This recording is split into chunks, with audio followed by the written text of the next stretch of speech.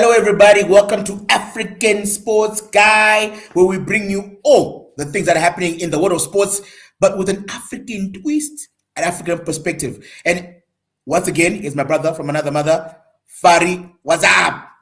How's it? First week, wow. The EPL first week. What a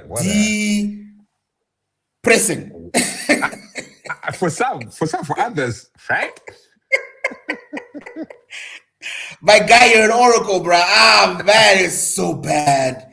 Yo, bro, you guys were so good. And you like, the way you predicted the Leeds game was so perfect. Like, yeah, the way you saw Koba, but yeah, we've got a good team now, compose, but tough game, maybe a 1-0, 2-1. Exactly what you said happened, bro. I mean, yo, bruv. Must be nice, huh? Must be nice knowing your team. Bruh, to be honest, I'm happy because I wasn't able to watch the game. So yesterday I watched the highlights. Obviously I knew the result, but I watched the highlights and I was like, yeah, we dominated. Like we dominated possession first half. Like we actually played well. We actually played well to the point where it's like, we could be like suddenly middle of the table. Because then I watched some of the other games, some of the highlights, and then I watched Fulham and Chelsea yesterday, that was a cracker. Was a good game, bro. Really the Spanish managers going back. I'm like, but they actually like BFFs, right? You know that, right? I know. That's the thing. It's like they're home. Same school. The kids go to the same school. That kind of thing. They play together. Best of friends. Playing, and the fact that it was a good game because after 30 seconds, I was like, this game is gonna be a wrap. Chelsea is gonna dominate, and then Fulham. That kid King, Josh King. Josh King. Now that Harry Wilson's gone, I think he's gonna step into that role. I think he's gonna step into the attacking midfielder that they need, right? Yeah. Because he was big. Garcia looked, he was running, he was intent. Angare intent. 50 million pounds, bro. 50 million pounds for that guy, bro. Garcia. 50 million pounds, Mdara. I don't know. Yeah, but it's first game, though. It's first game. Let me not judge him. And I mean, Chelsea played well. Chelsea actually look good, although their midfield, they'll have to sort that out. But the defense, Chelsea and the defense, huh? I thought they would have been more solid with Lacroix. Suspect. He looked good, though. Suspect. Lacroix looked good, but Colwell was lost. Colwell was lost. Oh my goodness, bro. Sanchez was doing Sanchez things. That first goal, Sanchez disaster. Fadi, tell me something, Fadi.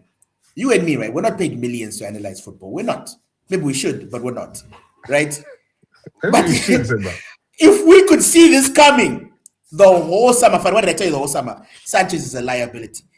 You and me thought they were going to go for Trafford, right?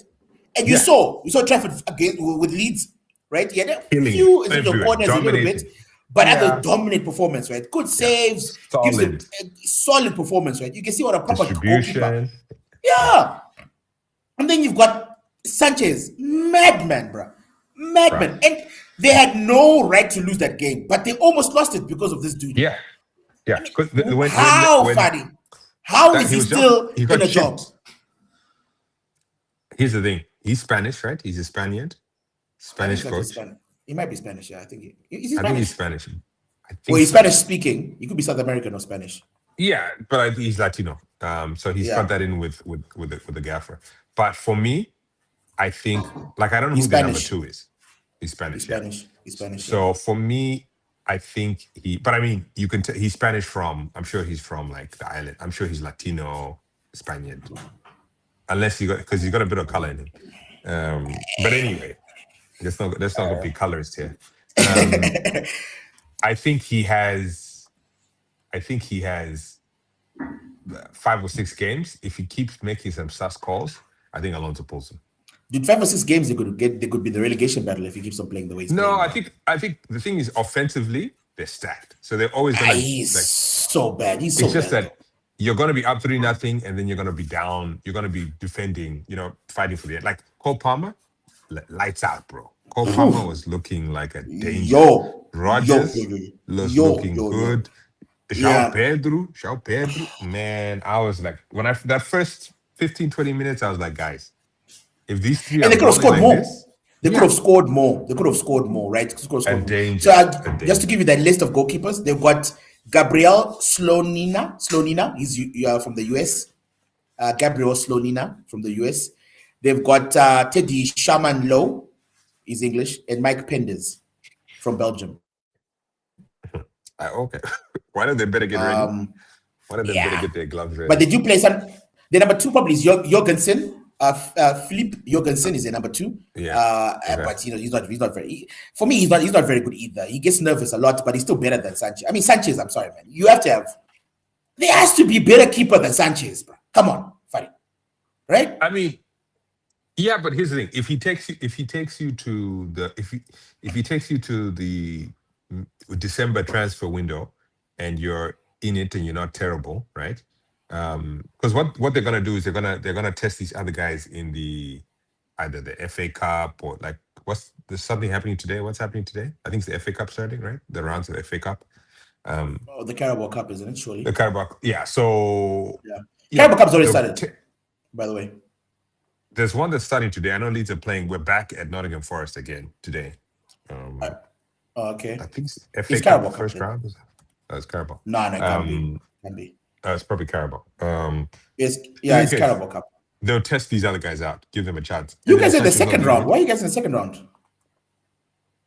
Why are you so low? Second round? I don't know. Yeah, second round of EFL Cup. Well, I mean, normally comes in the third or fourth. We're playing the same team. We're playing Forest again, so it's going to be a danger because we'll literally play them twice in a week, less than a week. So we'll know the changing rooms.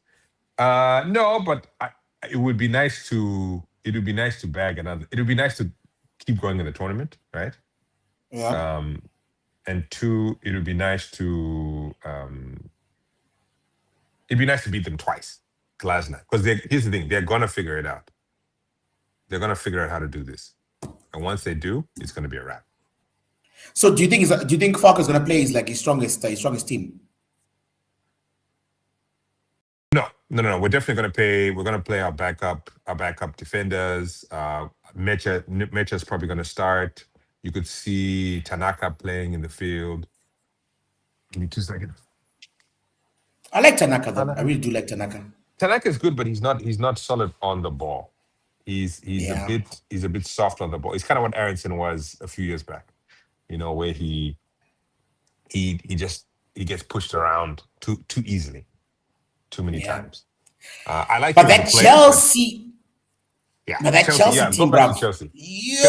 That front three, my God, that front three is gonna be a problem. It's gonna be a problem. And I love the way Xabi Alonso is using Cole Palmer. I love the way he's using Cole Palmer.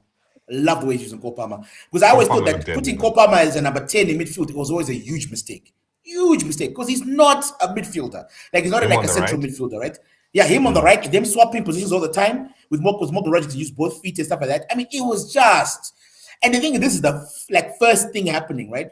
And you can see this growing because I think Morgan Rogers can get better than what he showed, right? I think he can be better, right? Yeah. João Pedro, I think, was excellent.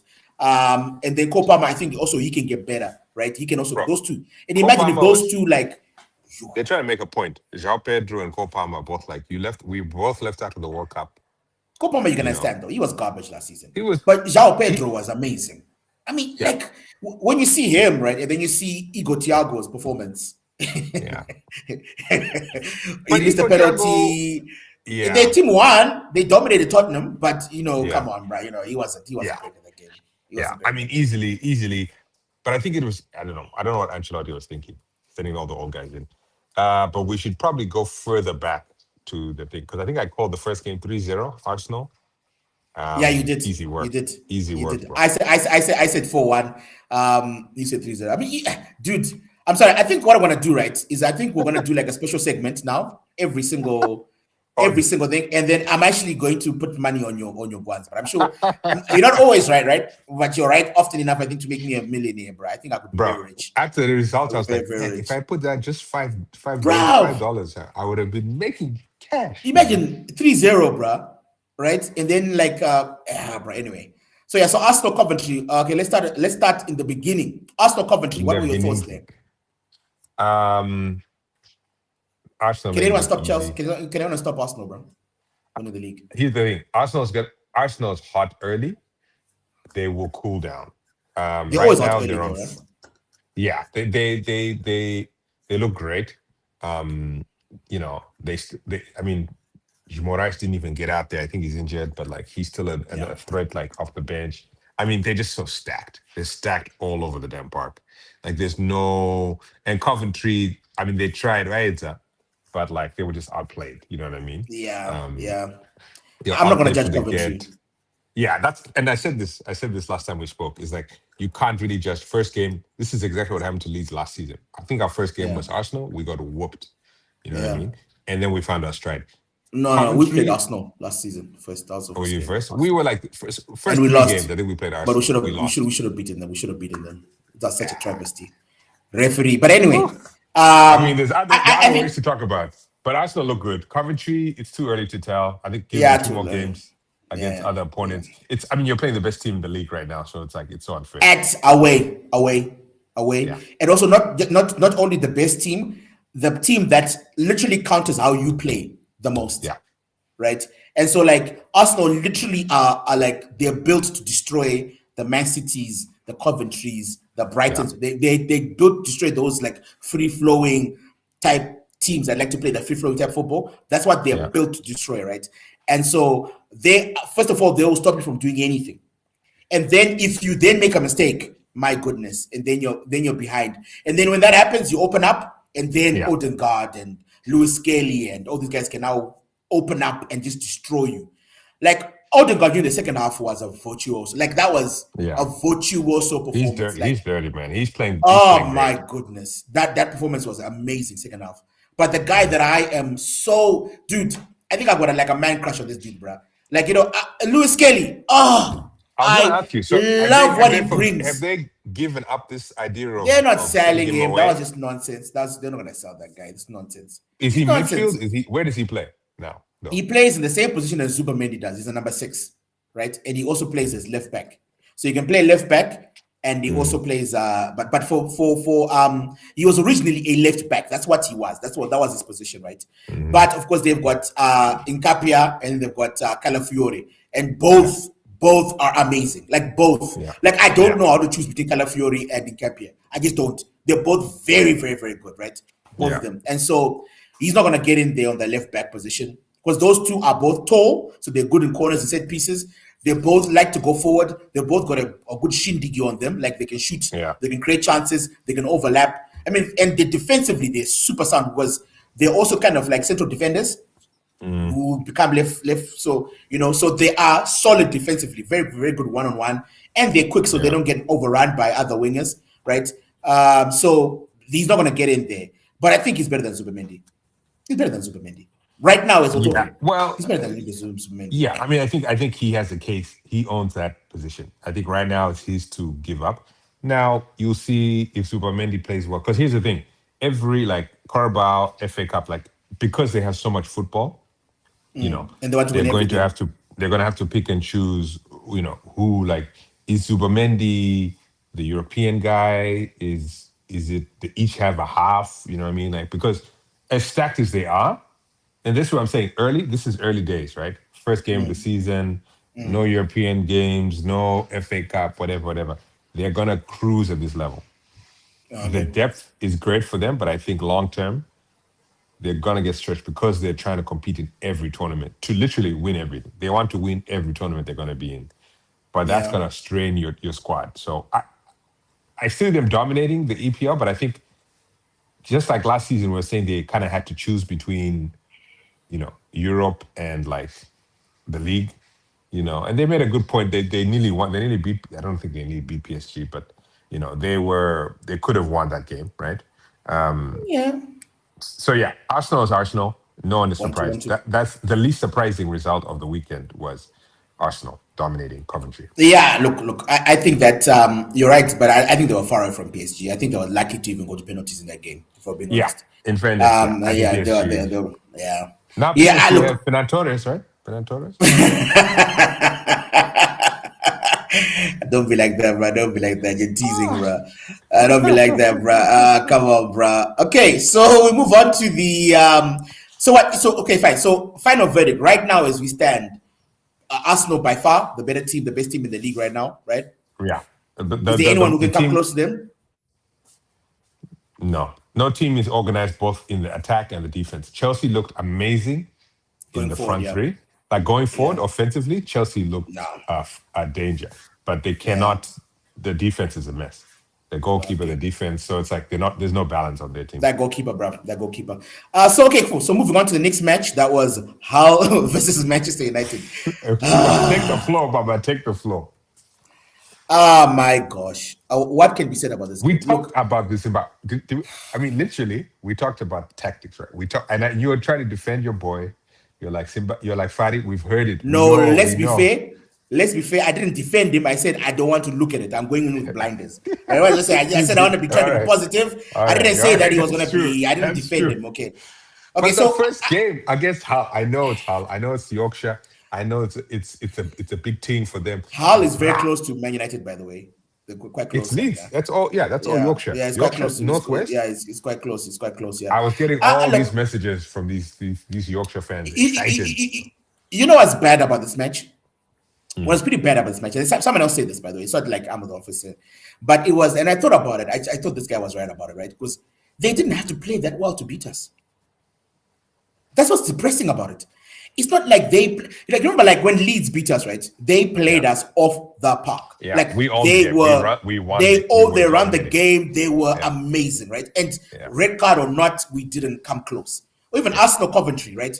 Coventry didn't have a sniff in that game, right? Yeah. This wasn't that game, bro. It's like they didn't have to play that well to beat us. But I never felt at any one moment that we were going to win that game. Not once. As soon as we went 1-0 down, the game was over.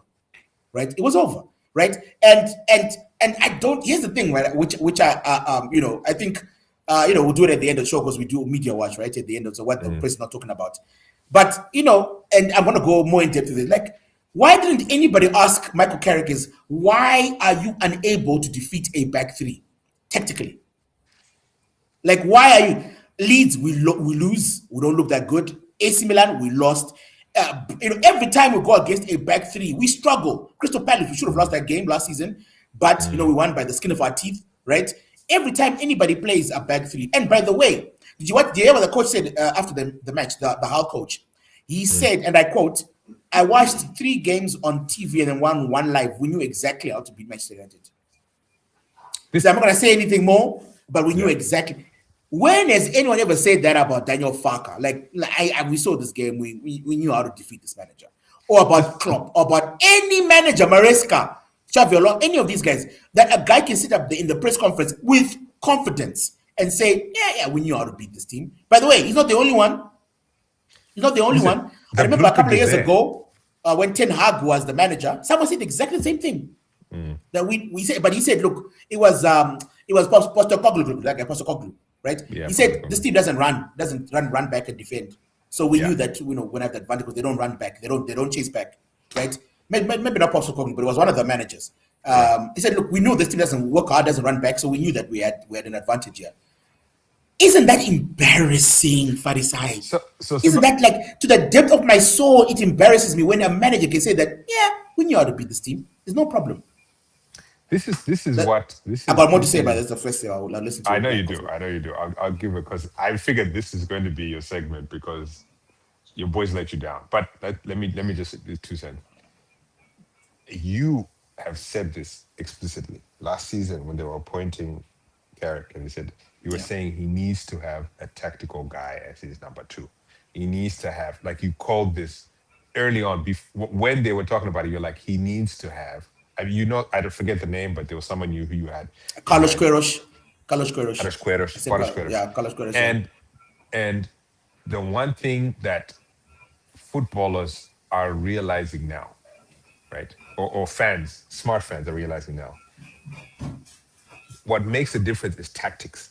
Tactics makes difference. The reason Farker and us stayed up last season is because tactically, he's tactically intelligent. He figured out what was going on. The reason we're going to be probably mid-table of things because tactically we figure it out. You can have the pieces, right? You can have the pieces. The reason Man City were so amazing for so many years is because they had the double. Tactically, and ability. They had the best players on the field and a tactical blueprint that could dominate any team. Tactical Those genius. two, Yeah. that is what you need. Bielsa, tactical genius, right? Tactical. He took a mediocre team from Yorkshire that hadn't been there in 20-something years. Yeah. Tactically, ran these boys to the ground, but they got Yeah. up to the Premier League, right? Again, tactics is where it matters. So you look at Manchester United's roster. You go through, and you're like, you've got one of the best midfielders, number 10s in the league, right? Yeah. And Bruno Fernandes. Captain You've Magnifico, got- Bruno Fernandes. Yeah. You've got, you've got some serious, like, Buemo is a contender. You've got Ahmad when he's playing well, he's a beast. You know what I'm saying? Dogu, you know what I'm saying, who was playing in I don't know where he was playing, but anyway, weird So positions. weird. I'm like, So but, weird. You know what I'm saying? You've got talent across the board. If we put the Leeds roster versus the Manchester United roster, you guys are players, right? In most positions, right? Yeah. But I talked about this last time we spoke. Which Manchester United is going to show up? Yeah. Manchester United that played lights out, that was dominating, City. that had or the Manchester United that Played lost Brentford. to Leeds, played Brentford, and sadly, It was something in between. nothing has been developed. Like, imagine a whole summer, nothing's been developed. Nothing's changed. Nothing's changed. Nothing's changed. Because look, here's the thing about Hull, right? They haven't changed the way they play. Right? I like after the whole debacle, I went in and I looked at Hull. I looked how they played last season, things. They were known, right, that they don't have possession of the ball. So you're gonna have majority of possession of the ball, right? That's how Hull were a team that won ugly. They cross the ball early. They're not shy to cross the ball. They cross the ball early. They want to get their head on things. They're good at set pieces. That's Hull's identity. They defend deep. They defend well. They track runners. They run until their legs fall off. That is a Hull's identity, right? This is not a mystery to anyone, Farisai. It wasn't a mystery to anyone, right? Nobody. Maybe Carrick, right? maybe Carrick didn't know that. I don't know. Nah, surely he's coached freaking in the championship, bruv. Right? He's coached in the championship, right? And then no adjustments. Nothing. Yeah. Nothing. It's just perplexing, bruh. It's perplexing, right? And then you're right about Dogu. Where was Dogu? He was playing as a striker, bruh. Yeah. And you're like, what why? is Dogu doing? What are you talking about? Dogu's strength. Patrick Dogu's strength is running in behind a defense. He's a strong runner. He's a winning runner. He closes down people. That's why he's an athlete. That at this juncture in his career, that's his strength, right? Rashford's strength, by the way, is exactly what Dogu was doing in the first half, which is like, those little intricate 1-2s, that's what Rashford plays. That's what his strength is, right? And then running in behind. So why on God's green earth did you play Dogu if you're going to play him as a striker? He looked like he was drowning out there, Fari. He looked like it made zero sense to me playing Patrick Dogu up front as a striker. It made no sense. It made but Luke Shaw did amazing. Luke Shaw did amazing. Bro. Luke Shaw, I freaking I'm starting to hate Luke Shaw. I'm telling you right now, guy. Luke Shaw, I know it's not his fault, but I'm actually starting to loathe that guy, bro. Both goals. He is integral to missing both goals, bro. Him and Harry Maguire. I don't know how those two still play for Manchester United. I don't know. Called it. Right? You literally called it. I knew exactly what it was going to be. The only thing that surprised me was that Mazraoui started instead of Dalot, but otherwise, I named the whole entire team, didn't I? Exactly what I said, right? It's so predictable. The Hull coach also knew that was going to be a team because he's so predictable as a coach, right? Yeah. I mean, look, we were slow in the build-up, very lethargic.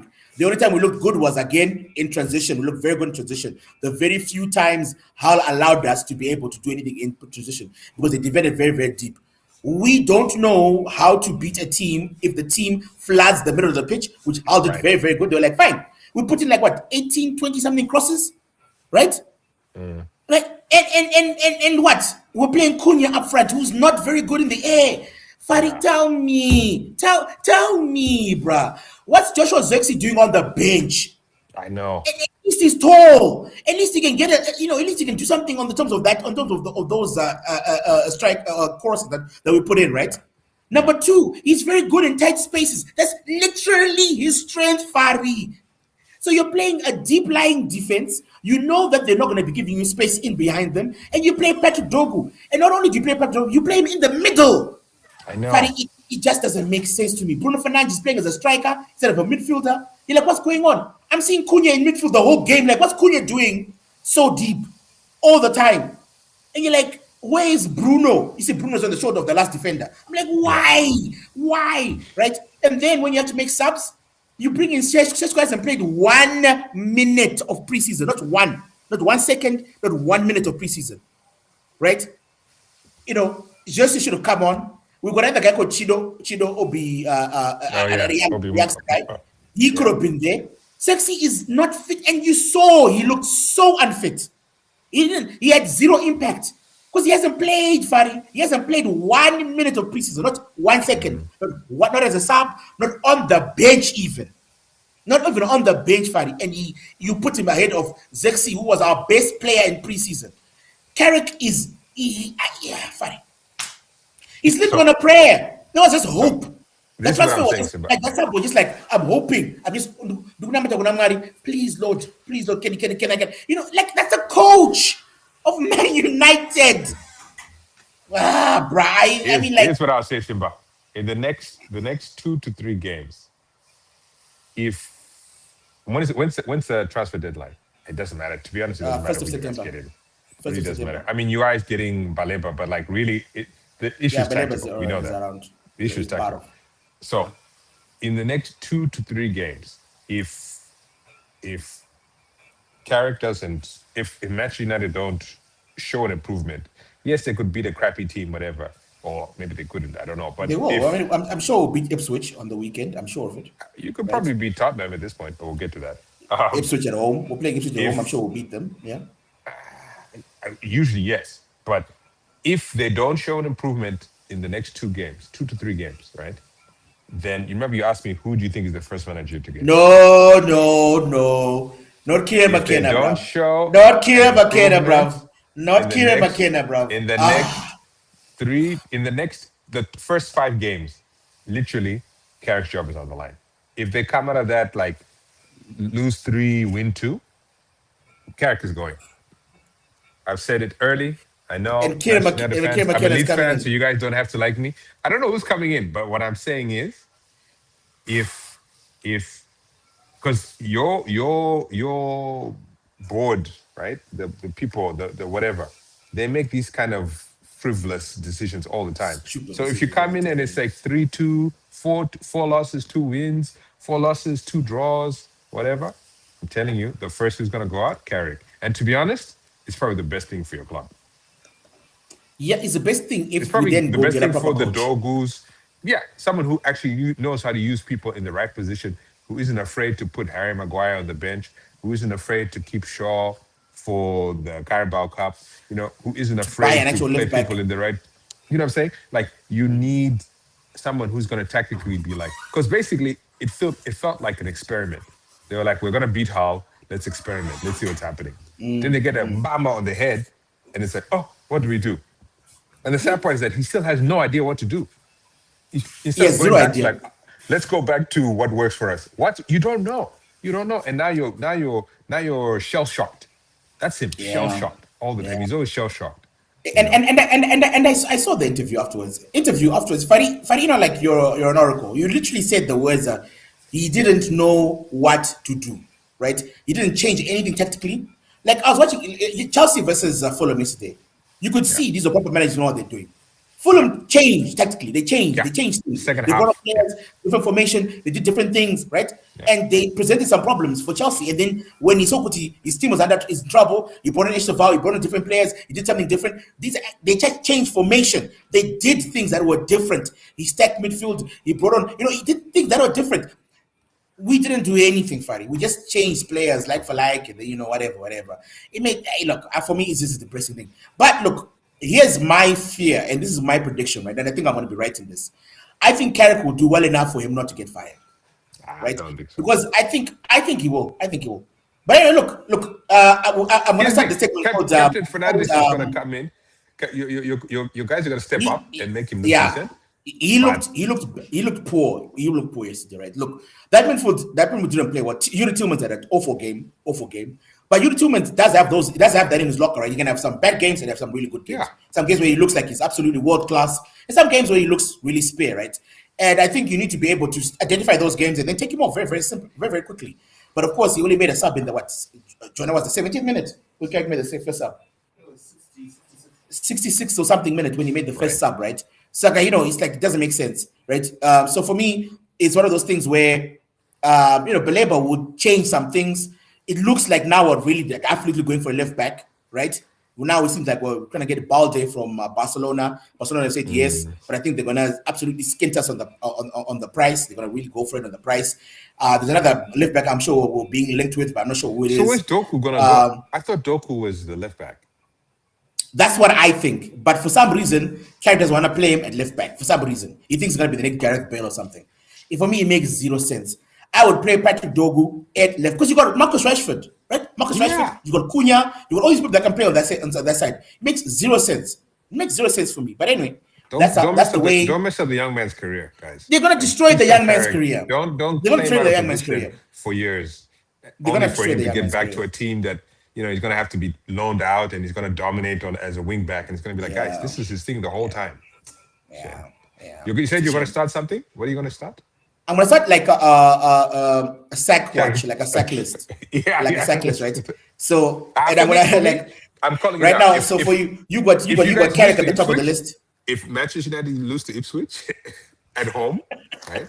What's after Ipswich? Man City. Man City, you can get a pass. If you lose to Ipswich, Coventry, and Hull, right? If you lose to the bottom of the thing, for me, Carrick is number one. Carrick is up there. For me, Carrick is up there. Just after the first showing, Carrick is up there. Everybody else, it's hard to say. I'm putting Maresca there, but anyway, we'll see. For me, Maresca is probably number. But anyway, we'll see. But right now, so far, there's only one name on the sack list. Carrick. For me, Carrick for sure. Yeah. Look, I think to summarize, right? I think cojones. I'm not throwing cojones. Someone needs cojones in that place. No balls. I think look, we know the problem with Carrick, right? And I in my head, I was mentally prepared. In the preview, right? Fari, I went over, I listened to it again for the second or third time. I was listening to you again, right? And you were spot on about everything about Carrick. And there's nothing to do, right? Because what can I look? The thing about it is like, I'm in a situation where, like, analytically, I'm always going to be honest with you and with the fans and the audience and everything. Tell you what I think. But in my head, I can't be thinking that. In my heart, I can't be thinking that. 100%. If a back three comes out, I'm like, back three, we're done, right? So I'm hoping that they can be, because look, he needs to hire a tactically astute assistant. He really does. Yes. Whether that's Kieran McKenna or whomever, someone who knows what they're doing in terms of, because I was watching the match analysis after the Chelsea game, right? And Michael Owen, Fadi, was telling, oh, look, this is where he went wrong, blah, blah, blah. Michael Owen, bruv. And I'm like, if Michael Owen can see this and make adjustments, why can't you? And Michael Carrick is no football. Michael Owen is no football genius, bro. Yeah. He knows more about horses than he does about football. He's not going to be a coach, right? So let's not act like this guy is some sort of mastermind about football. But he was on the screen, like showing, look how Hollow is at the thing, and so they always like spread it out wide, and then they just cross the ball, blah, right? And then and you're like, what are we doing here? So for me, he needs to have a tactical manager. Until that happens, no matter how many good players we get. Because the English Manchester United fans right now are complaining about signings. That's all they're complaining about. The biggest signings you guys could have is an assistant coach. Like that's exactly what everybody should be looking at. Like real fans who understand the game. Okay, so the next game was on Ipswich Sunderland. Did you catch the highlights or did you see that? I didn't see that one, but Sunderland won, right? No, Ipswich won 2-1. Oh, how was it? How did they play? They played. Sunderland didn't look good. We talked about Sunderland being it wasn't an awful performance. It wasn't an awful performance, right? But Ipswich looked good. I think I think the thing about it is like it's hard to judge at the moment. It's very, very hard to judge at the moment because I don't know, like Here's what I'll say. if it's a new promoted team, they've always got a lot of effort and energy, right? And so we'll see later on in the season. But if it didn't look scary, neither is Sunderland. These three that are coming up are going to be competitive. Usually it's like one out of the three teams. Sometimes all three are on board. I think this year, because again, these are Ipswich trying his second time, so they've maybe figured things out. I think they're going to be competitive most games. I don't think it's going to be like Wolves last season where they were just terrible. You know what I'm saying? Yeah. Okay. So next was Everton versus Crystal Palace. I watched a bit of that game. My goodness. Everton looking good.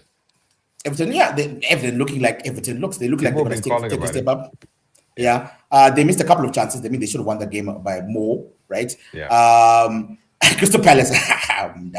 Crystal Palace in the beginning of the game had some chances, right? Nketiah had some chances. I think he hit the post, or you almost hit the post. So Nketiah had a couple of chances in the beginning, and they looked a bit, enthusiastic.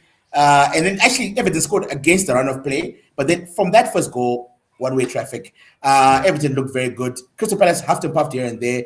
Crystal Palace are going to get relegated, guys. I'm telling you right now. They just don't have, like, up front, Mateta doesn't look like he wants to be there. Doesn't. I think he's looking for a move away. I think he's definitely looking for a move away. I would be shocked if Mateta left at the end of the season. He's not looking. I mean, like, the worst team this weekend was Aston Villa, right? But Crystal Palace wasn't far off. Man United, Tottenham were pretty bad as well. As well. But I think Aston Villa was number one. I think Crystal Palace will be number two in terms of Everton. Look good.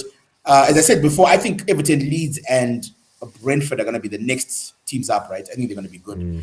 They might be better than Aston Villa, unless Aston Villa changed. But I think Aston Villa had a lot of changes, so I can understand the situation. Yeah. Okay, so also let's talk about Leeds free kick. Went over your game. Stack that free kick, Baba. Yeah, free kick. He's got the highest goalkeeper. Goalkeeper was out of position, but he kind of. I mean, he had to get it up and down quick, right? It was a good free kick. Yeah, but it looked when I was watching that free kick, right?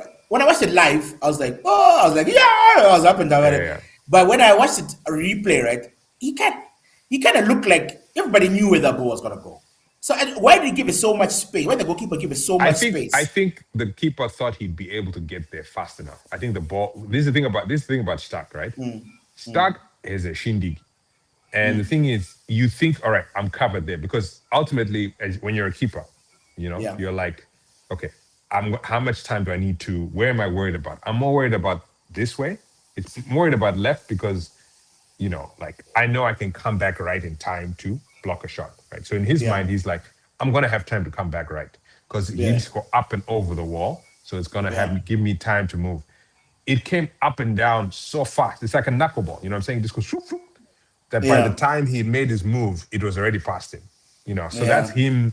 That's you. Because that's what we think of. If there's a wall there, it means it's going to take longer for the ball to come to that side of the goal.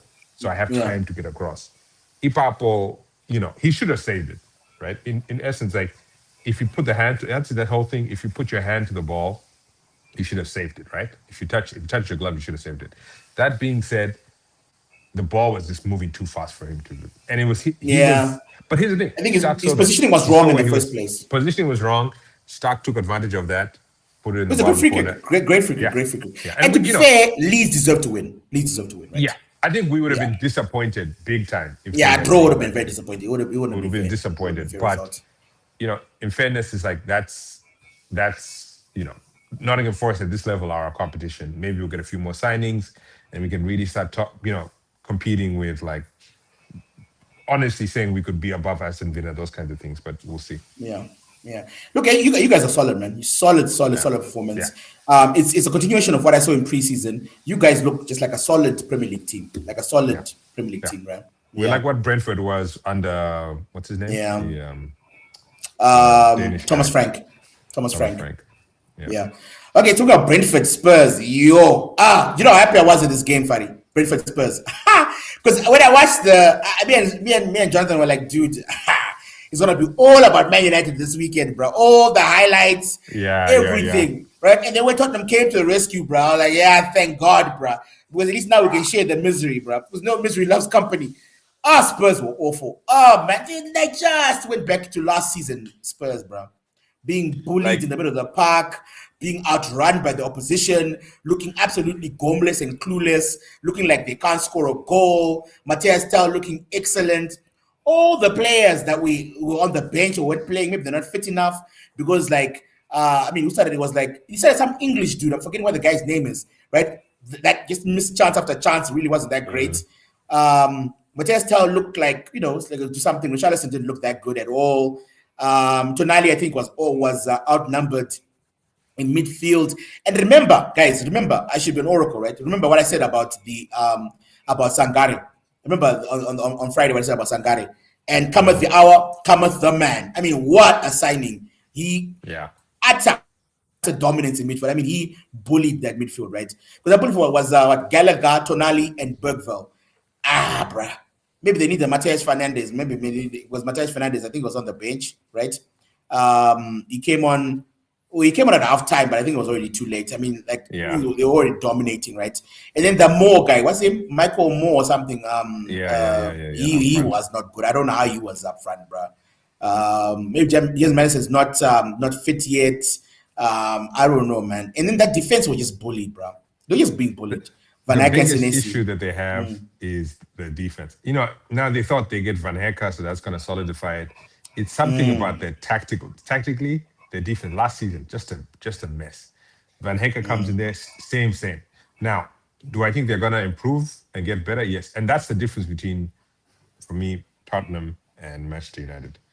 Tottenham, De Zerbi is going to get in there and rip them a new one. Double, triple practices, putting people on the bench. You know what I'm saying? He's not afraid. He's going to come in there and, as in terms of which is more embarrassing, after the money they spent, now they've got not Savinho, he's changed his name, Savio.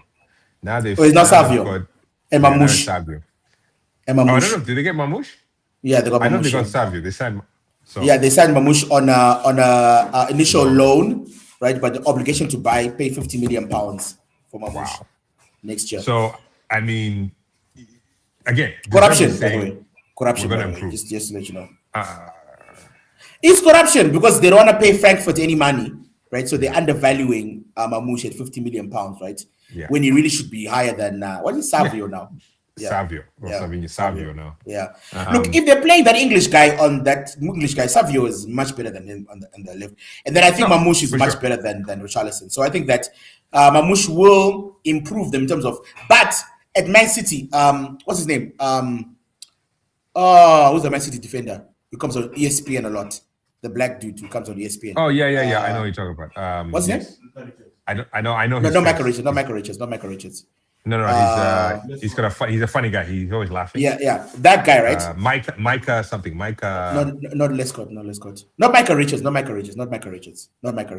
He's on ESPN, not Sky. ESPN. He comes a lot on ESPN. So he came out with he was quoted by Craig Burley, right? But I think he didn't want. He told him in private, but Craig Burley didn't care. So he quoted him. He told him. So he said inside Man City, right? Mamouche, the way they view Mamouche, right, is that he's great up until he gets into the box. They don't trust him in the final third. He's not trustworthy in the final third. That's how they view him. Interesting. Well, so apparently he panics when he gets in front of goal. He's not. And if you look at, I started thinking about that, and I was thinking about it, right? And I was thinking, okay, fine, Mamouche. When was he great for Man City?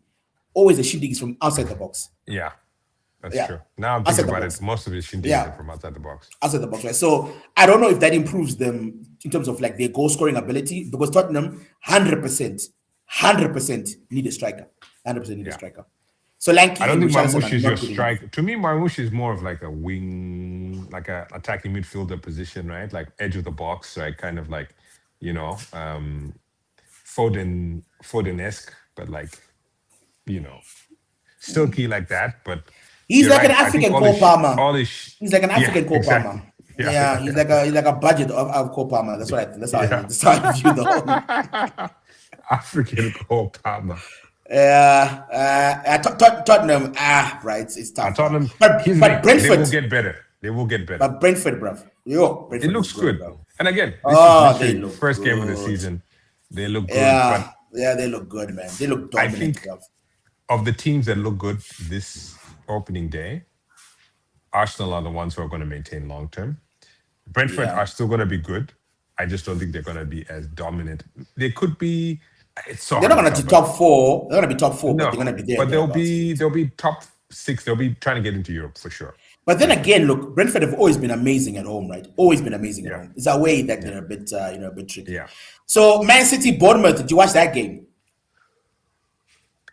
I got the highlights because I was working that Saturday, so I missed all of those. But Yeah, I saw the yeah, highlights. yeah. Man City, bro. I mean, Gahey in the midfield. They, Gahey in the midfield maybe help them, but Man City, bro. They yeah, are no. not. I mean, I see what you're talking about, Maresca being in danger He's in danger. because He's in they danger. don't look good. Although now I'm hearing they're trying to get another midfielder, right? Like, They got a winger. They got a winger from Palmeiras, right? They got a oh winger yeah, from Palmeiras. yeah, Yeah. right. To But replace those guys. Midfield, man, they are yeah, struggling, struggling. yeah. Anderson against man. Anderson once again, bruv. Well, the Won problem this is once that, like, again. the problem is Anderson. He's not because he can't. He's not Rodri, right? Yeah. Now the question: he wasn't supposed to play. He was playing more as an 8 than a 6, right? I thought he He's was a more of an 8 than a he's an 6. 8. He's not a Yeah. 6. He's an 8. Yeah. So in terms of like they need, I don't know why. I don't know what's up with the Crystal Palace guy. I'm surprised that no one's trying to like get that kid. Because I think he's overrated. I think he's overrated. Adam Morton Really? is a good player. Yeah, he's a good player, but he's not that Wow. great. He's not like, because Crystal Palace wants 60, 70 million pounds for the guy, right? And I Okay, think he's worth he's maybe, not worth that much, but he's he is worth better 40, than 50. He's anything better. Manchester United have. Manchester City, sorry. Yeah. Look, he's better because they've just sold Gonzalez, right? The other defensive midfielder, he's Yeah, gone, right? Which is just a shocker to me, I right? know. Although he never played anything, but he's gone, right? I mean, they're like going through their squad. I don't understand. I think they're putting too much stock in Boadi. Too much stock in Boadi. The guy is 19, Fadi. The guy is 19. And I think that they think that he's going to be the linchpin, right, in that midfield. They tried to play the young man, the young Englishman, the left back. What's it? Nico Yeah, Riley. yeah, yeah, Yeah, yeah, they tried yeah. to play No, him no, in no, that position. yeah, Yeah, yeah, yeah, O'Reilly. Yeah. They tried to yeah. play O'Reilly in that position, right? And The other then they guy were with the swapping blonde hair, him what's with his name? The Rico blonde Lewis. hair, They Nico were swapping him Lewis. with Rico Lewis, right? And Yeah, it just didn't work. It didn't work, right? It just didn't work at all. So it was like a hybrid of, like, they tried to have like a hybrid of like Nico Riley, Anderson, Foden, and Rico Lewis in that midfield, right? yeah, And it just didn't work at all, right? And Foden sometimes yeah. was coming on to the what's it, the right, right? Or was it the left, right? Mm, And it just didn't look that great. And then you're right, they pushed Gay up into midfield, right? Tried to also bolster up numbers there, trying to be innovative in that way. But Gay is not a mm. midfielder, and He they helped. He got helped away. him. It He did helped him. help defensively, but they got away with the crime. They should have Yeah, lost that game. I mean, Bournemouth really, they got overwhelmed. I think if it was last season, Bournemouth would have won that game. I think they would have won it yeah, 2 or 3-1 or something along those lines. And then they just yeah. started flapping about in the end of the game. But Man City don't look good, Fari. They don't look good. And I for think me, Mares, I'm actually putting him on the cyclist. Sorry, he's behind wow. Carrick.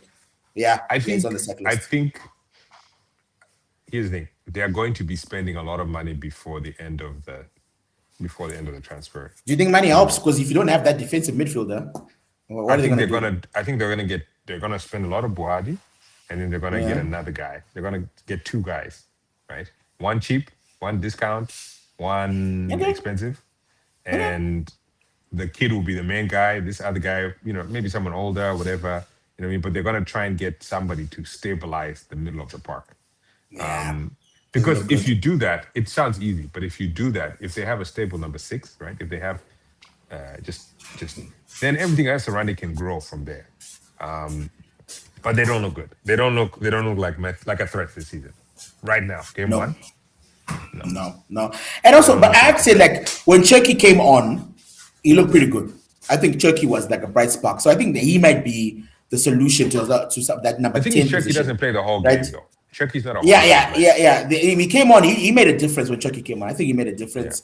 Let's also didn't have Doku, for being honest, as well. They didn't have Doku as well. He was injured, I yeah, think. So I think Doku and Turkey do make a difference offensively. And that's why I think Man City. I think I have to revise my predictions because I think I'm putting Man City a bit higher now. I think Man City will be. I think like Man United, Man City have got too much firepower for them to be out of the top 4.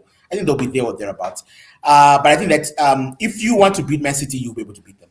So I see them struggling against Hull, for instance, against a team like Hull, they'll struggle. I think they'll dominate teams like Fulham, but I think Arsenal will blow them off the park once again. Leeds will blow them off the park once again. So I'm seeing them struggling. I think they'll struggle, and I think Man United will beat them. I really do. I think Man United will beat them. I think Man United here's will what beat they them. have going for them. The only thing that they have going for them is they have a guy who can get 2 chances and score ball. You know what I'm saying? Like if Haaland is on, it was the saving grace last season. It'll be their saving grace going forward. It's like, did you see how they were marking Haaland this time though? Yo, they had him on lockdown, bruh. Yeah. They had him on lockdown. Every shot he had, it was either off balance or was on the other side. They didn't let him do anything. I mean, they had him. One thing they had, the brief was like, we're gonna shut down Haaland, and they did. They really did. And that's the challenge for Maresca to be like, okay, tactically, how do we then take pressure off Haaland?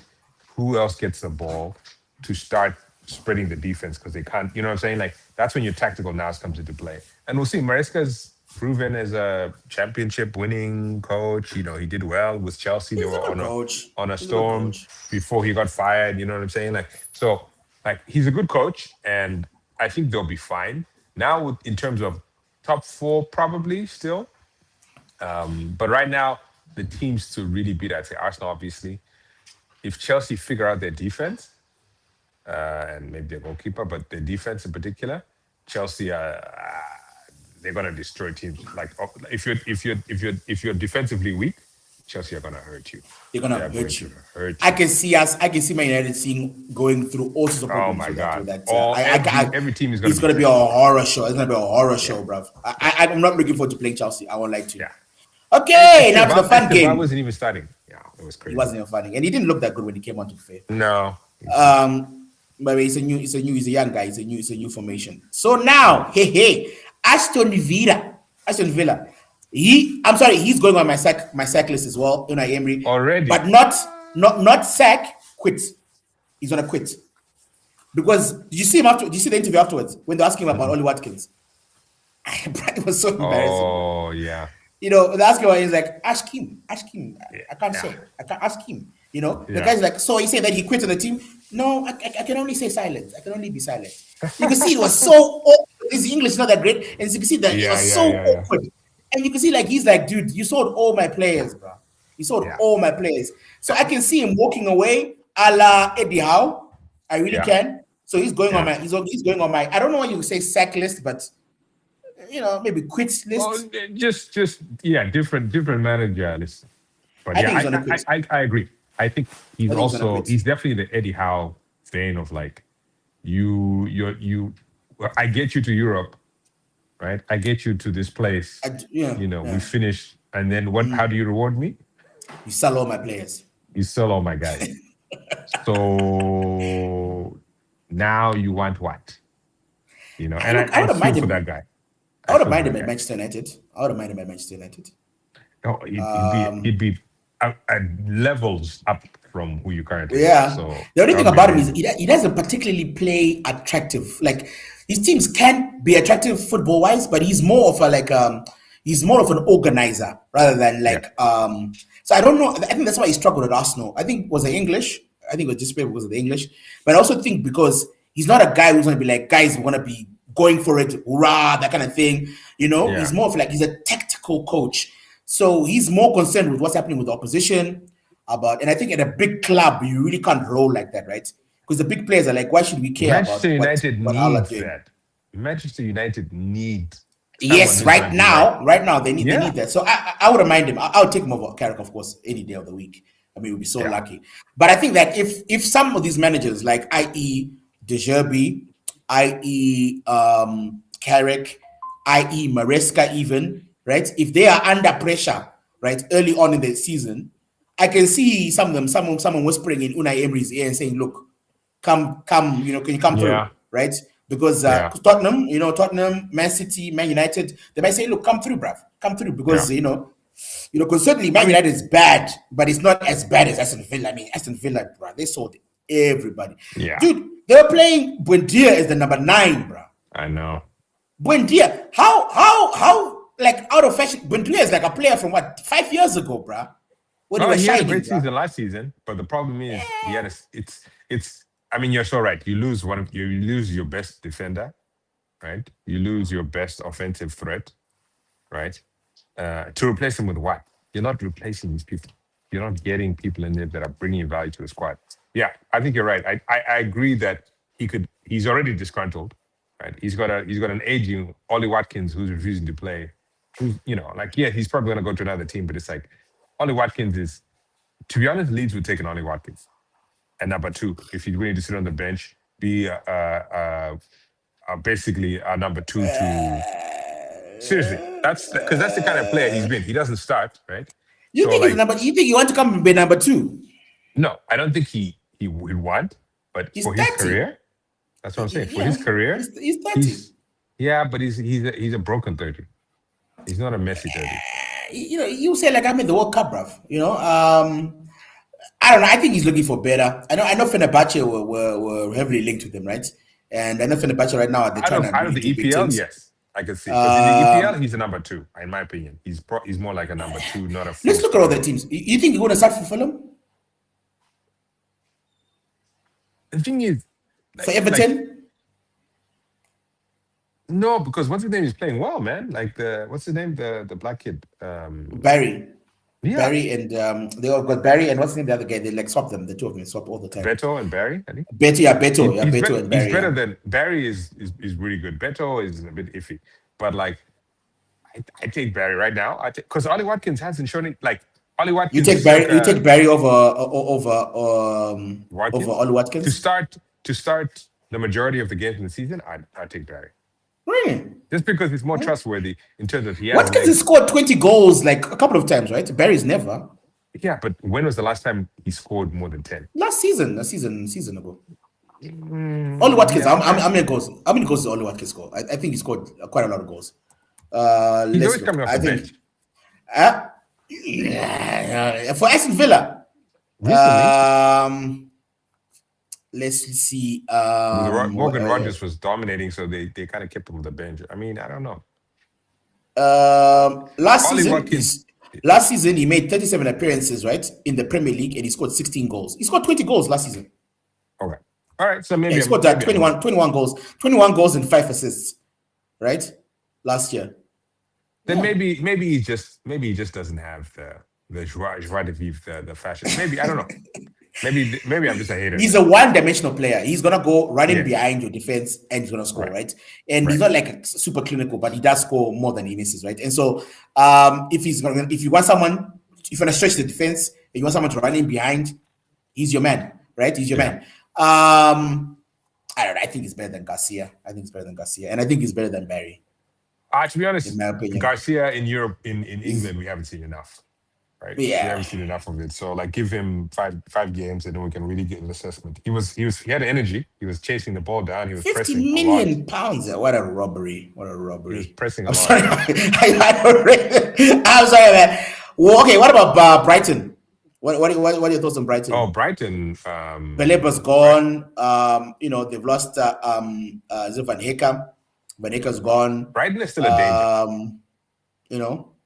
Right, because they still have lost Baleba, which is a big deal. Van Hecke in the defense, but like offensively, you still have Henchwood. You still have Henchwood is so good. What's his name on the old Leeds guy? What's her name? The French guy. Wow, my brain is failing. Minamino? No, who's the left winger? The Japanese guy on the left? Oh, the Japanese guy. He's injured at the moment, but he's great. So he's healthy, he's really good. Ayari, they got Ayari. I like Ayari. Ruter is on fire. Henchwood is so underrated, man. That guy, Henchwood. I mean, how old is he? I don't know. How old is he, bro? That guy is so good, bro. He's so good. I think he's someone must take a punt on this guy, bro. Mitchell is what? He's 21. He's only 21, bruh. Oh wow. He's staying for Brighton. If I'm Brighton, I'm all because Oh, you got rid of what's his name, Danny Welbeck, which is actually a big deal, you huge, know, because he was huge. playing really well. But Fish how out of do water. you? It's such good coaching. It just tells you coaching. Like for me, like Right. Fari, I think for me, I have seen. I saw the World Cup. Spain, man for man, was nowhere near the best teams in Yeah. the tournament, and yet coaching that guy De La Fuente, that shows you what coaching can do to a team, right? Yeah. Nowhere near. Even Argentina, man for man, were nowhere near as good as anybody else, right? Yeah. But look what happened. Look at France, great players, great individuals, shit coaching, and look what happened Yeah. to them, right? England, great individual players, garbage coaching, especially in the second half of that when they took the lead, garbage coaching there, Yeah. right? Let's be honest, right? You look at Portugal, great team, probably the best team on paper, right? And yet, awful That coaching. was poor coaching just because they Awful chose to keep coaching. what's his Awful name there. coaching. But that was a Ronaldo Yeah. issue. That was all Ronaldo's. Still, a good coach puts him on the bench, right? Yeah. A good coach puts him on the bench. Yes. Poor coaching. And you see a team like Spain, no superstars. Lamine Yamal, the biggest superstar, right there, right? Yeah. But everybody else, no superstars. And look how good that team was. You know, Yeah. Now, Pedri wasn't working. Pedri on the bench rest of the tournament. Pedri, so here's the right? thing. Pedri was though. eating bench, right? This is Right, and so coaching. here's the thing. This is why Spain is an anomaly, though.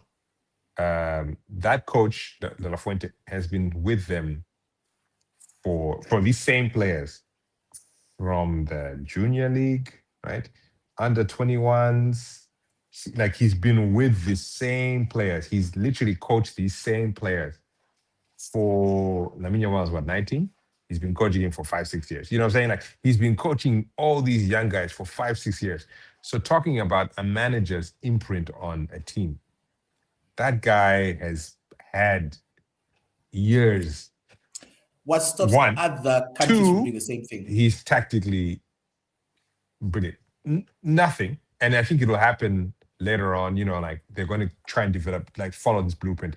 But that's why Spain has always been dominant, right? Because they usually always have Spanish coaches, right? They start them in the lower levels and they stay with them. Because that's the thing, it's like getting a guy to come in, hey, last minute, okay, this guy's going to come in. That's why I'm excited about Leeds, because we've kept Farker, we've kept his system. These players know what's going on. They're going to come with the same approach. They were playing winning football to end the season. They're going to start the season winning football.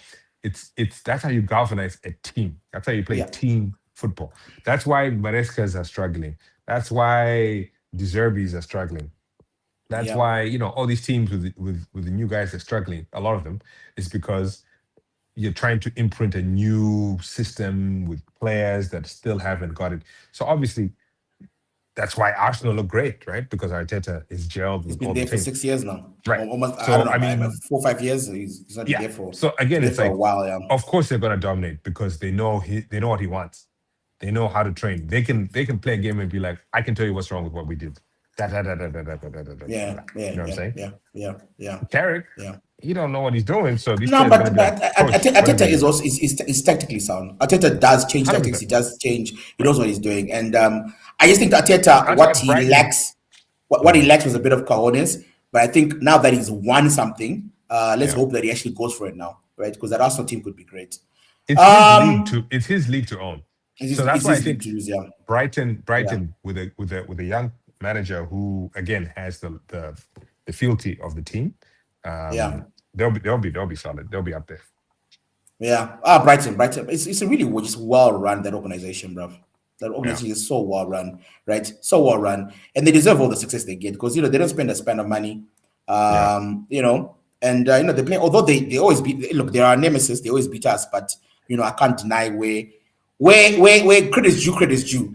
What about Liverpool versus Newcastle 2-2? Man, that Liverpool was a again, game. so lucky to win that game. You But called it with the coach. I never heard of the guy or whatever. For a team that has lost as much as they have, they look good. They look good. Yeah. Apart from the one brain fart by Hall at the back at the end of the game, it was theirs to take, man. Like that was going to be huge. You know what I'm saying? For the Magpies. Yeah, I mean, Do you have changed your mind?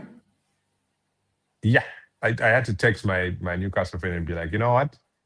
If this guy is making this work, obviously it's early days, whatever, but like if you're making this work and being competitive now, everything is always contingent on where the opposition is in their development. Liverpool are not in a dominant place. They Yeah, are. I think yeah. Leeds would have beat them. Van Then you know what I'm Dijk, saying, like bro. yeah. Van Dijk, You bro. I know. You see that first goal? Buddy. The guy just ran in between Kirkes and Van Dijk, bro. And they just went and banged, bro.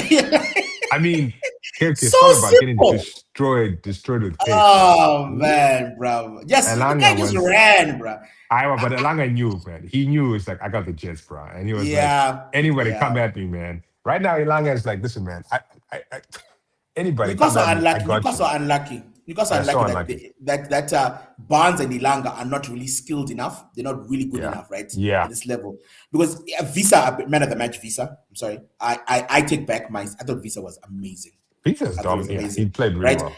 And really, really unlucky for Newcastle is that Osula got injured, so he was limping around the majority of the match. I don't know why they didn't take him Hmm. out, but when you look at the bench, you can see when you see Votamada and them guys, you're like, okay, I understand Yeah, why, right? And Lewis Smiley was the guy who actually didn't play he played one of the worst. He wasn't really great. I think he can play better. Lewis Smiley can mm. play better. But Lewis Hall, until the mistake, looked great. I was just like salivating, like, oh, why can't they Yeah. do He better, really right? he really. I mean, Yeah, it was the one moment of madness, but like yeah. they should But have he won that game. actually, yeah, should have Obviously, won the game. it Yeah. was a foul, and like there's no two ways about it. But Yeah, like yeah, yeah. I mean, like, Liverpool are but lucky. yeah, but Visa looked so good, so good. If he can stay fit, they've got a good player there, very very good player there. I hope Osula comes back and he's fit as well because he looked good when he was fit. But when he Yeah, stopped being a bit limp, like they were struggling with that. But the problem with Newcastle is that Barnes and Ilanga, technically, like in terms of their technique, on the they're not ball. good Yeah, enough, right? yeah. So Elanga should like have you saw scored at least one or Ilanga more. so many times Yeah, where he just had to pass the ball properly and then run and then you would have gone a through ball. But yeah. because he's so careless and so technically inept Reminds me of in terms of Michael like, Owen. Reminds me of Michael Owen. yeah, but Michael Owen is so much better technically, bro. Yeah, but I don't know. His So touches much weren't great. better. Michael Owen didn't have great touches. Yeah, but Michael Owen won a He could Ballon d'Or, but finish. Michael Owen was good. Michael Owen was He good, was bro. good, but like for me, Michael Owen was always someone who like he didn't have the touch. You know what I mean? Or like in Dembele, who Dembele has a shindigi, but like technically, sometimes Sometimes, he's a yeah, bit sometimes, sus. He yeah, won a yeah. So Ballon d'Or. Ilanga's, yeah, You know what I'm saying? but Dembele is far superior to. He Look, is, but Dembele and they're Michael both. Owen are in the same conversation, right? They're in the same conversation, right? But Mm. Elanga is not in that conversation. I'm sorry, Elanga is not. Is not, is not in that. He's not in. He's not in. Elanga A has got speed merchant with no. poor control. A speed merchant with poor control. He's not He's in that great. conversation. He's not great. He's not great. So Elanga and Barnes the same. Barnes, the amount of times Barnes messed Barnes things has up for nothing. Yeah, them, and so yeah, many times the attacks died on those two players. So if they can improve in those areas, right, where they keep the yeah, speed, but they can get a better, like Gordon, for instance. Gordon is on Adeyemi, they could have used Adeyemi or Gordon. If they had Adeyemi or yeah, yeah, Gordon yeah. on those on that side, they would have been great. Because look, if you look at their defense, right, Mm. and the goalkeeper was good again, good goalkeeper. Yeah, Look at their yeah. defense, the back four, pretty good. Luis Hall, I think he made one mistake, but I don't know, he was very good the whole No, game. he And was he was solid. Yeah. under a lot of pressure, right? Under a lot of pressure with Gomo on that side, right? Mm. And so Coman and looked Liverpool, was shut down. Like he was not yeah, really it's shut down by factoring Luis at Hall, all. yeah, yeah, Yeah, yeah, yeah, which yeah. I So when you look thought at Gomo was better on the left, but obviously I yeah, I understand. don't know why he You was playing know, on that side. He should have, but I think Cody Gakpo was playing there, so that's why they played him there. yeah, and Cody But Gakpo is better on the left. he's looking like he's on his way out. Like Gakpo? Tottenham, yeah, Tottenham and Man City are competing for a signature. So Liverpool Oh are saying that man, if they can get a replacement for him, that's when they got Mbaye.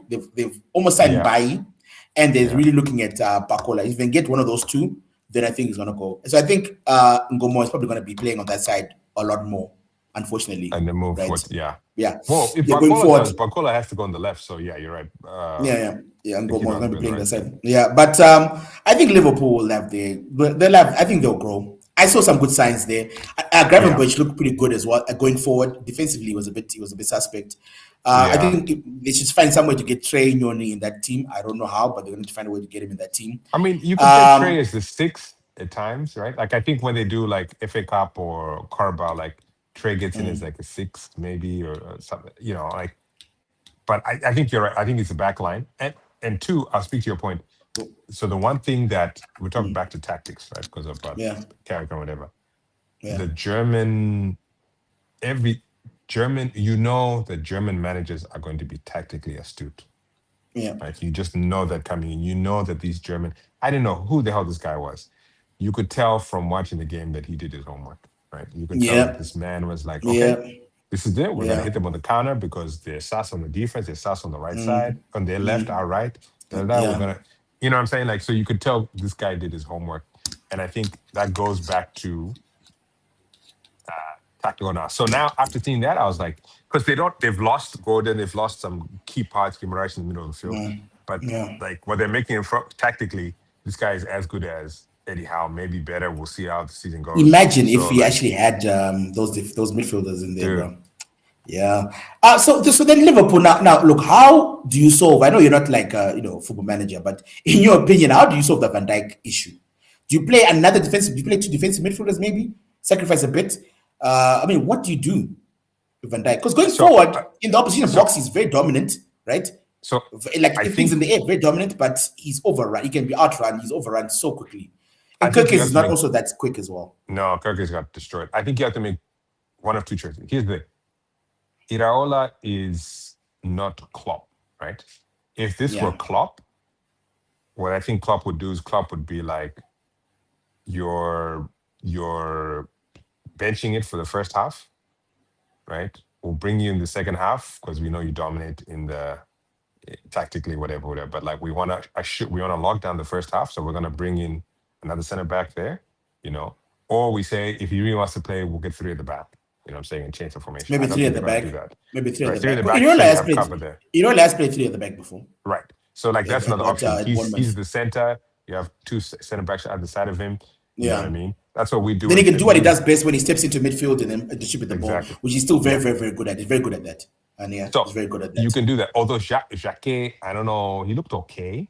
He didn't look amazing. He didn't look amazing. But he looked okay. Had a better showing than Lacroix. Even Tariq, our guy, the Tariq. Like why did they go for Lacroix but the thing is like why didn't they go for Lacroix or for Konza? Why? Right. Yeah.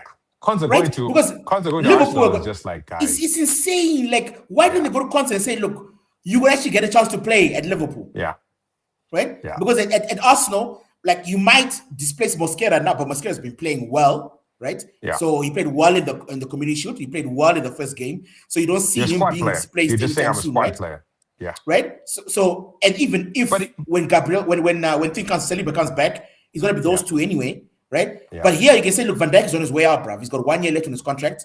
He's going, so you got every chance to play for this position, right? Up until we go and buy another person, right? So I don't know why they didn't go for Konsa. If I'm Arteta, this is my pitch, right? Hey, you're a competitive guy, right? You don't want to just get a position because like this. No, I want you to come in here and compete. I want you to come in here and take Saliba's job. I want you to come in here and put pressure on Gabriel. Yes, he's the best that we've got. I want you to come in here and show him that you're the best English defender there is. And you're going to take a spot out, right? So then you go in there and you're like, you know what? Yeah. Because, I want to be competitive. Like, yeah, I get it. That's why big players got to be. But they weren't even competing for him, Fadi. That's the thing. It's not like he made a choice between Liverpool and Arsenal. They weren't even competing for the guy, bruv. Yeah. And even Lacroix looked good in the World Cup. He looked good last season, right? A great season last season. Yeah. And then first game, he looks very good again, right? So, like, why weren't they in for Lacroix? Why? They should go for Richardson. Like Liverpool should go in for Richardson, the American guy, right? American center back. The center back, the guy with the big game. With a fro. Like he defensively more sound. He's not as dominant in the air. Where is that now? Crystal Palace. He stayed at Crystal Palace. It was Lacroix and him at the back, right? But like if I'm going to try and poach and destroy another team, I'm going to go for Richardson. No, why not though? Because Crystal Palace are selling. Right. That's the thing. They're selling. So I think you go to a back three, right? Or the thing with me is that Iraola does not have the clout yet to be like. He's not gonna bench. He can't bench, and that's the bench the captain of the long-standing, the Champions League winning captain, the 2-time league winning captain, and the Champions League winning captain. He's not gonna bench that guy. He's not gonna do it. And if he did, and that's why I think the club didn't do him any favors. They didn't do him any favors.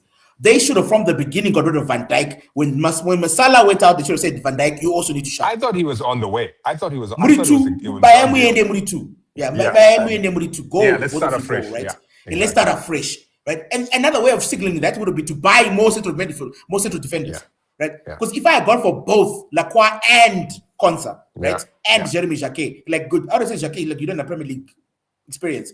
I would have gone for Lacroix and Konsa. That's a good combination right there in the middle. Yeah. Right? And then Jeremy Jacquet can learn, right, as he's going, because he's French, like Lacroix is French as well. So he can then grow, right?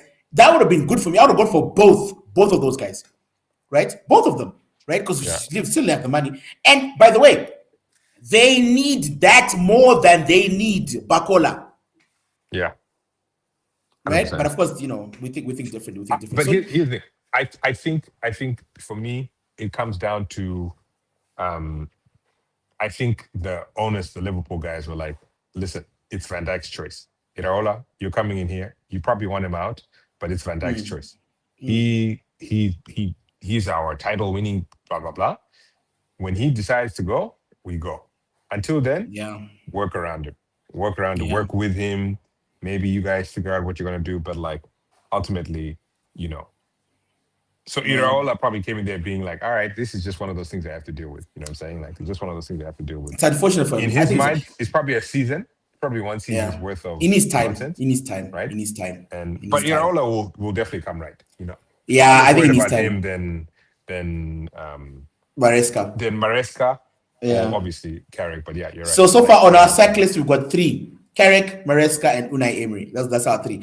I was gonna put Abaloa on. Remember Abaloa? I said Abaloa was mine, but when I saw Fulham, because you said that, and they played. Fulham look good, bruv. They're gonna dominate. I told my buddy, a Spurs fan, like competition in London is gonna be steep. Yo, bruv, Arsenal, that's gonna be tight. Brentford, Chelsea, Tottenham. Tottenham is the worst team right now. Fulham. Villa. Where's Villa? Fulham. Villa's in Birmingham. It's in the second biggest city. But the London teams, like Tottenham, are at the bottom of the stack because all the other teams are looking impressive. Yeah, I think look. Heart of hearts, I think Tottenham will come good. I really do think they'll come good. They will. I think we had rated them too high, but they'll come good, especially if they get a striker. We cannot forget that it was Marco Senesi and Van Dijk's first game together ever. Right? Yeah. They were away at a highly established Premier League team that's very, very, very good at home. They don't change the way they play from season to season, so they had no experiments going on there. Those are two really good defenders. They had Sangare, very good defenders. Yeah. There's Sangare making his debut. Sangare in Brentford midfield, who dominated that midfield.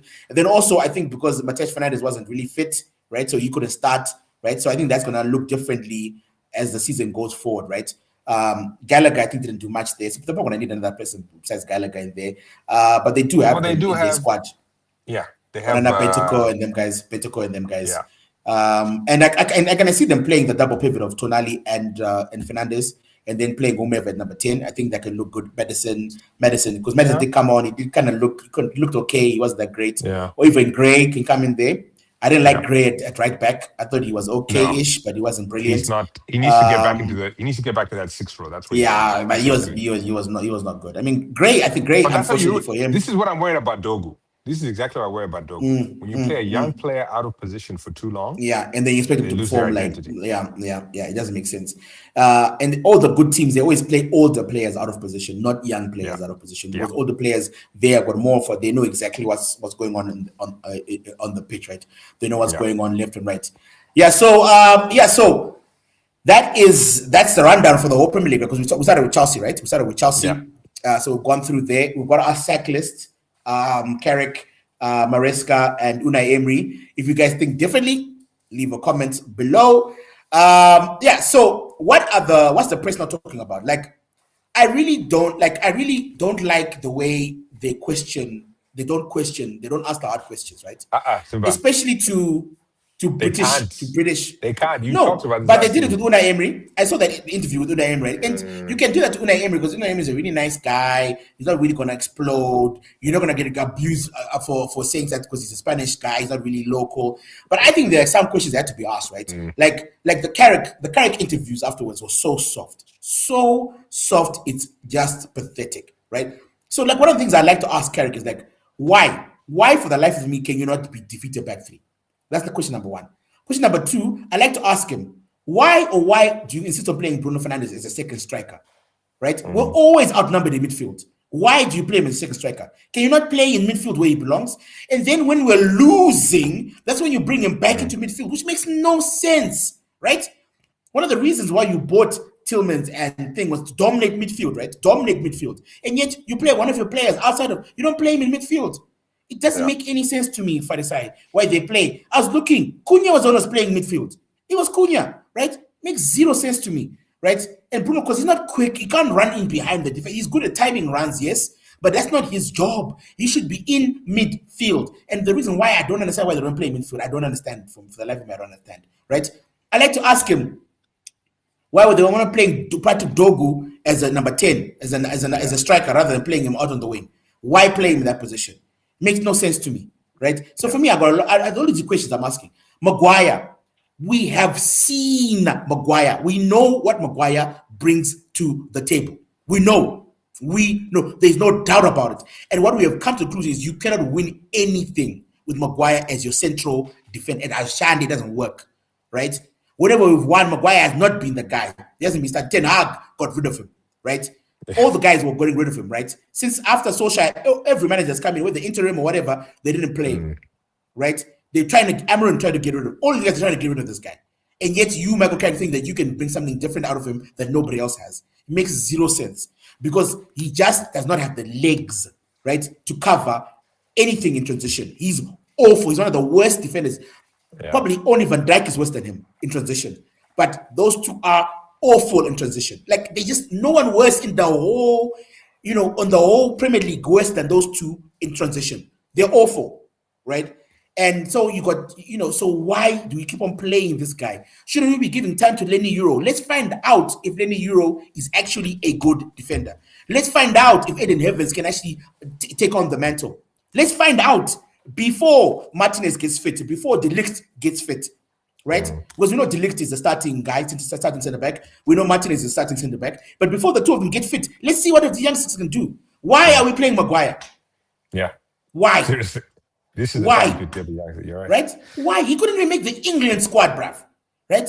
Konsa, Chaloba was there ahead of him. Right? Chaloba made it ahead of him. Right? Everyone made it ahead of him. Right? It makes no sense. And you can see Xabi Alonso. He comes into Chelsea, he gets it. He's trying to get rid of all those guys, the defenders. Because he's, speaking about Chelsea, what do you think the chances Leeds get Mudryk? I saw a report now that they're looking at other people now. Sorry, I think because he turned it down twice. Chelsea squashed it, but now Mudryk is saying he wants to play in the PL. They wanted to go and play game time in Strasbourg. Is what the word is. Okay. So he said no. So the player wants to come and play. Like the player wants to stay in the Premier League. But Chelsea are basically like, no, we want someone who's going to be guaranteed time. And so they're kind of balking, but it's like, I'm like, he's not going to be guaranteed time in the Premier League. He's not going to be guaranteed time in the Premier League, right? That's what I'm saying. So that's why they want to. Even at Leeds, he's going to have to work. He's going to have to fight. No, he's going to be out. Yeah, he's going to be coming on halftime or whatever. And he hasn't played for a long time. Yeah. But look, I'll say this: his potential is amazing. His potential is amazing, and I think that he has a potential. His ceiling is ridiculous. Look, he's probably the quickest player in the Premier League. Probably the quickest player, right? He hasn't played for a long time, so I don't know. But in terms of pace, Fari, it's frightening how quick he is, right? He's got a good shindig on him. His control is fairly good. He's a good player. I mean, they bought him for 150 million. How much did they buy him? Yeah. I think it's a lot of money. Yeah, so they paid him for a lot of money. So I think what Chelsea want is they want him to go to like a Strasbourg, somewhere where they can control and say, look, no matter how garbage he is, he plays, right? Because he's going to need. I think I look at it like I look at Pogba, right? Paul Pogba, right? Doesn't have a club at the moment, by the way. Right. But he was out of the game for so long, right? The advantage that Modric has over Pogba is that he's younger, right? But Pogba was out of the game for so long, and if you're out of the game for so long, how competitive this game is, we'll see. But I would love him at Leeds. I think that he'd do very well. I think you play the type of football that he would suit him very well. And I think also you guys are very, very fit, so you would get him fit in practice, in training, you'd get fit. And of course, look, he has to compete, right? I think it's better for him to go to Leeds because he has to compete. You have to fight for your place. You can't just get your place. Fight for it, right? Fight for it. And so I love him at Leeds. And that's Leeds the are the only rumors. ones That's that Leeds rumors. I think in the PL, those are the only team that's kind of looking. I was reading the thing. At Chelsea, yeah, you're right. I read the same one that Chelsea don't want him to stay in England. They want him to go somewhere else. Hopefully, but the player doesn't want to leave. The player wants to play. Why would he want to leave? It makes no sense for him to go to play a cushy job. I actually watched Strasbourg play on was it on Friday or Saturday? I actually watched them play the other day. Yeah. I mean, they're playing Marseille. Feeder company. They're playing Marseille. Yeah, they're playing Marseille. Yeah, they're playing Marseille. And Marseille were pretty dominant. Strasbourg did have some chances. But bruh, that stadium is always full, bruh. That stadium. That's a velodrome in Marseille. Full, bruh, full. Yeah. They don't have a good team, but Yeah, I mean, I like Marseille as a team. Like, they're not good, but I like Marseille. Going back to why they don't ask, why these journalists don't ask these questions. You and I are internet pundits, right? We know what we know from watching it on TV, from our own kind of estimations, whatever. These writers live, breathe, get paid to know the game, right? Through and through. They've been doing this for decades. They're experts. For me, I'm an expert filmmaker, so I know things a certain way. They know things a certain way. And they know that Carrick does not know. They know. Know. I guarantee you, those journalists know that Carrick is gomeless. Right? That word, bruh, gomeless, bruh. They know, which means he just doesn't have it, right? They know. These journalists go into that room knowing this guy's gomeless. So they have a choice, right? The editors or whatever have a choice, and they're like, do we really lambast this guy? Why not? Or do we just run it along? It's always going to be a good story. We can always come back to this. Because the thing is, just like you say, Carrick is a nice guy, they know firsthand he's a nice guy. So they're not going to want to destroy him. He's a really nice guy. Right? Yeah. Because but they asked him, are you too nice? What did you say? He said, look, just because I'm not like showing on the outside doesn't mean I'm not fuming on the inside. That's what he said. He said, I'm very, very upset inside. They know. I'm very fuming. But of course, I'm not going to be like out here like shouting and lambasting. Just because I'm not shouting and lambasting outside. I can agree with that. I'm very much like that myself. Composure, right? You need to have composure. But when you're upset, I can see it. You can see it when you're upset. But if you're coaching by you don't be sitting going with your hands in your pocket. You would be shouting. You would be. I know you. And like, look, Unai Emery is another guy who's like nice, like Michael Carrick, right? But if you see him on the side, but he's Spanish. He's not happy. You can see this guy's not happy, bro. He's been sent off sometimes, right? Unai Emery's been sent off sometimes, right? I think it's been once or twice that we actually got a red card, right? Michael Carrick will never. Let me guarantee this. Let me quote this. He will never get a red card on the sidelines. Never. I'd want to see that. I would love to see it, but it's never going to happen. Him getting a red card would be something to be seen, to be honest. It'll never happen. I will never, unless the referee comes and like slaps his like his Queensy in the audience or something. I can't see that guy getting a red card. I can't see it. Bro. Look, the thing about it is media. Look, I think as a young man, I think my dad loves like reading the newspapers and watching CNN and all the kind of stuff, BBC. Like similar to what your father does, right? And so I had a lot of faith in the like growing up. I used to have faith in news and media and things like that. But dude, I guess I'm just losing faith in media, bro. Even in America, like we're looking at the sort of debacle now with Ernest Cantor Freedom. I don't know if you want to talk about it, but I'll say it, right? You can look at the Ernest Cantor Freedom thing that's happening. It's ridiculous, Farisai. It's a joke. It's a joke. And you got people legitimizing this thing, right? I mean, because I genuinely went and looked, right? I genuinely went and looked, like the other side, the left side. Like, what's the left saying about this? Oh, you're making a mockery of whatever, blah blah blah blah. What? And you're like it's just say it's silly. It's silly. Let's just. All you need to change one line. Born, like every other league, by the way. Tennis does it. Golf does it. Or they just say, you have to be, born female. Yeah. You're not killing anyone. You're not discriminating against anyone. You're not doing anything wrong. Just a little line, bro, changes everything.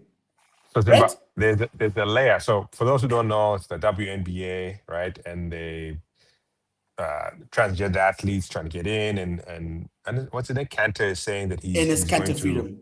Ernest Cantor is trying to play in the WNBA, he's actually he's gonna sue. Yeah. He's gonna sue the WNBA if he doesn't get it because of discrimination, right? Yeah. There's the layer to this, right?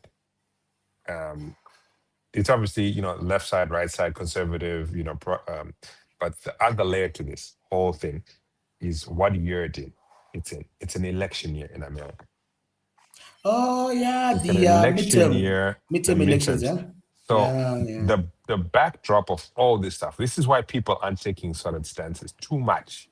You don't want to say too much of something because then your base starts saying, what do you mean it's nonsense? It's worth talking about. You have to be very tactical. So this is why I'm saying you're not going to, the days of the what is it, the Gazette? What was the Gazette? The ones in Zimbabwe? Sunday Gazette. Sunday Gazette. Yeah, the Herald. Sunday Gazette. You know what I'm saying? Those the pink. Remember the pink newspaper? That was Financial Gazette. The Financial Gazette. Yeah, that's a pink one. Yeah. The days of like knowing this journalism is being influenced. Is being what? Belabor just signed. Belabor just signed. I got it from my brother. Belabor just signed. I mean, we'll talk about it in a second because I mean. We'll talk about it in a second. So the days of that journalism have gone away because the world is. I remember I did a journalism course in college, in university, and they were talking about what makes something newsworthy. Right? And what makes something newsworthy isn't the fact about it; it's whether or not it will get traction. And sadly, everything that gets traction now because of social media, and because of this platform that we're using, that's sad though. It changes how these things happen. Just like it changes music. Don't you think that's sad? Film taste. See, but I mean, because music and film are entertainment. They're entertainment, right? They're meant to entertain you, right? News is meant to be factual, right? You are meant to be. You're selling a commodity. You're selling newspapers back in the day. Now you're selling ad space. It's all about commerce. It's all about commerce. It's all about eyes. Do you know what tabloids became famous for? It's because they were saying, look, okay, you got the news and that makes sense and it's black and white. And then with the other one. And then there's the other one which is meant to be entertainment, which is the tabloids, right? They talk about aliens and all the kind of stuff and whatever. And that line, look at this angle. Britney Spears not wearing any underwear, right? Right, that was the tabloids, right? And then you got the news, which was meant to be okay. This is not my opinion. This is what's happening, right? This is what's happening, right? And for me, it's like it. I don't know, man. For me, I don't know about you guys where you are. For us, the news is the tablet, reality TV. Yeah, that's what it's become now. Yeah, that's what I'm saying. Yeah. So that is newsworthy because it brings eyes to it. Before we had people like our fathers who would sit down and be like, I want to know what's happening in the world. I want to know what's happening, like critical thinking, right? Yeah, critical thinking, That's out the window, right? And it's bad. And sadly, you as a journalist who's been there from the heydays to now have a choice. Do you stick with it and be like, I'm going to ask the hard questions, right? Mm-hmm. Or do I go and say, hey, you're a nice guy, right? When's the last time you shouted at anybody? Michael Carrick says he never get but that's more interesting than Michael Carrick has no tactical nous, right? Because that gets you fired. It's true, but it gets you fired. Yeah, the other one doesn't. I don't know, man. So I don't know, man. It's sad, but it's sad that you were taught that in uni, bro. That you were taught that in uni. That's so sad. No. So I was taught was taught how to write a newsworthy headline, right? And what they were teaching you, first of all, the headline always has to be present tense, right? So if you look at any headlines, it shouldn't be past tense. It's always present tense, you know. Okay. So like, let's say an earthquake happens, right? 2 days ago. Let's say it happened, you know, earthquake devastates a local community, right? It happened yesterday, but I'm saying it in present tense. Earthquake devastates a community. Yeah, so it brings brings buy-in from now. the Oh, yeah. what Okay, is it now? okay. I should need to actually read this and see what's going on. But Yeah. it's the choice. Yeah. It's the choice of the wordage, you know. And I'm sure you've seen it on YouTube. You know, we've probably used it yourself, where it's like, you know, you won't believe what Simba thinks But of Emery. You yeah, won't believe not what Simba's take is on whatever. It's the same thing. yeah. They're taking those same skills that they got from journalism and they're twisting it to socials. So Yeah. I can't be mad at these things. I have to go to 3 or 4 sources now to get the right to make up an objective, you know, decision. Yeah. I'm like, oh, so it's actually I actually started in my dog. AI. I started in my AI the other day, right? So I wanted to find out about this person, right? And so I'm not gonna say his name. So I said because I saw an article about that person, something happened to that person. I was like, oh, that's pretty interesting, right? Whether I agree or disagree, I just thought it was an interesting story. Yeah. So I then go and I'm reading the story, right? And then it says right-wing activist ningi ningi ningi ningi, right? Mm-hmm. And then I went to, hey, I never asked you what his political affiliation was. I simply asked you what happened. That's literally what I asked you. I asked what happened to this guy in this place, right? Not like he showed me an article. No, it said in its summary, right? Right-wing activist, blah, blah, blah, blah, blah, blah, blah, blah, blah. Oh, so it's cut out. Wait for him to come back. Wait for him to come back. Oh, hello. Yeah. So when you say hi, I always think of Mr. and Mrs. Smith, the series. Oh, yeah. Watched it. Yeah. I hope they make it. I hope they make season 2. I hope they make season 2. I thought they're making season 2. I hope they make a season 2. That was a great series. I loved it. And so like I told you my AI dude, I never asked you for your opinion. Just tell me the facts. Right? And that's what I want to see in news. You have to train them. You actually have to train them. I know. Like, it's so and bad. Then say, like, oh, even, I'm sorry. And yeah. Like, so what if I took your word as gospel? Then I'm in trouble. Yeah. So like even the AI is left leaning, bro. And I'm like, no. So this like, is the no, thing don't give your freaking opinion. Right? I'm literally going to have to teach my children to find multiple sources, research, right? You know how you used to have to like, you know, you write a paper and you'd have to put the sources. I'd have to tell them, okay, that's one. Let's find another one. Let's find 3. Let's find 4. Let's find 5. Yeah. 5 angles of the story. And we then, from now for then, okay, so what can we decipher from that? What can we decipher? What can we infer from these things? What are the actual facts? Right? Let's take away conjecture and opinion and narrative away from it.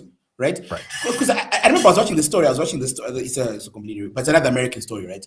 So there's this lady who, so it's not even in contention whether she unalived her little kids, right? Yes, I know that story. That's a big thing right now. Yeah. So I was reading this article, right, and I was just reading from the further, like, oh no, she's being. So I thought this poor lady was abused. Like this girl's abused. What? And that's what I was reading. I was like, how can the courts do this? So now I'm now clicking and then okay, look, whatever. And I'm reading article after article, right and left, by the way. Not one mention of the kids from both sides, Fari. Yeah. Not one mention of the kids. Not one mention of the kids. It's all about white women privilege, right? And then from the right side, whatever, America's got so soft. What are they even protesting for? Blah blah blah blah blah blah blah. Right? And then on the left, women, healthcare, mental health care, blah blah blah blah blah, all that stuff. And I'm like, okay, what about the children? What about the children? And I had to pass through so many, regardless of my opinion. I think it's absolute. I think that's one of the most. So this, to be fair, from my perspective, it's one of the most disgusting stories I've seen in my life. From how it's covered by the media. Like the situation itself is awful, right? But that's the thing. About that's it's been making it's first of all, that's it's going to be a TV show, right? How can you protest? Make a TV Funny, show. how can you protest? How can you Fadi, how can you go to court and wear that pink shirt and protest? I can understand having an opinion about how like mental health, but you like what? I told you what's the backdrop of all of this? An election year, Simba. It's an election year. Everything is politicized. Everything. This is an open and shut case, right? Yeah. This is an open and shut case. It shouldn't be coming any tabloids. It should be a thing. Someone got this number of years, right? Yo, how you doing, bruv? Panda speaking. How's it? Is that Panda? Is that Panda? Nah, I don't think so. So let's go to Baleba. That'll be hilarious if it was. Okay, Let's go so to Baleba. Baleba is now a Manchester United player. So what do you What does think? that do for? Okay, what does that do for you guys? First of all, I said this last week, right? If it was Tielemans and Santos, that would have been poor. Baleba makes this season have a grenade launch. Wow! I mean that. Manchester United have a grenade launcher, Bruno, on the team. Horrible football player. Yeah. So, but I'll let you answer that. But let me finish. Let me finish what I think. First of all, I'm a Leeds fan, and I have to say, Bruno Fernandes, he'd be accepted on any team that I support. I'll take him. Now, he's a bit of a whiner, though. He's a whiner. He's such a whiner. He's such a whiner. He's such a bothers me a great deal. It annoys me so much. He's amazing. But he's such a whiner. You need to stop whining, my guy. He won't. And he had an awful change. game way against Hull. He was an awful player. He's such a whiner. Great. Such a whiner, bro. Such a whiner. Baleba. Now, but again, I'd said this before. If it was just Tielemans and Santos, poor transfer window, right? Obviously, you're not done. Yeah. You guys are leaving it late. Tottenham started early, way early. They're looking impressive. It looks like stupid. It's, but you guys were waiting for the tail end to get something good, and it seems a bit unwise in the modern market to wait on deals to mature, to be like, we'll wait and see. You're really then saying we're happy with what we have, and we'll wait and see what's out there. Which I don't know if Manchester United were in a place to do that. Now, with Baleba, that gives you a certain level of security in terms of your defensive quarter. So the Harry Maguires of the world get protection, right? The Harry Maguires of the world get protection. You know what I'm saying? So that opens up maybe, I don't know, Luke Shaw Dogu on the left, who kind of, there's less. There's less. You don't have to worry about having to come back all the time, right? Yeah, it's huge. But I think him coming in gets you to number 5, 6, 5. I'd say, because after that first performance, I don't think you're top 3 at this point. No, it gets you to 5, 6, right? Because both you and I know tactically not much is going to change, unless they get a tactical coach, unless they get the best signing of the season, right? So Baleba comes in the middle. That gives you some defensive composure, which then allows you to counterattack, right? It allows you to score on the counter, which they're good at, right? Manchester United are good at doing that. If you get yourself a new left back, right, to put some pressure on there, that's going to maybe open up some things, or maybe Doku goes on the left, play left back and whatever, there's still, but it definitely gives you a better foundation, to springboard from. Because like you said, a back 3, they're flooding the middle of the park. You're going to have five players in the middle there, right? You need solid defenders there who can control that part of the pitch. Unfortunately, Baleba is going to be Baleba is the best signing you've had easily, even before he got on the pitch this season. Yeah. Look, because to me and to a lot of us, Tielemans and Santos are FA Cup, Carabao Cup, and I'm being harsh. When Tielemans is playing really well, I'm being harsh. I think you're being harsh. To me, on paper, I'd want them to be like Tielemans is a starter, but he's not your main. And also, Tielemans is better at attacking, right? He's a better attacking threat, right? Although he was awful against Hull. Look. What I think of Baleba signing, I think it's an incredible signing. I think you're right that thus far this summer, it's our best signing. So there are two ways of looking at the situation, right? There's the one that Man United would have you believe. right? Which other players will have you believe? Okay, it's a fact that we were looking at Andre Santos even when he was a junior player. That's a fact, right?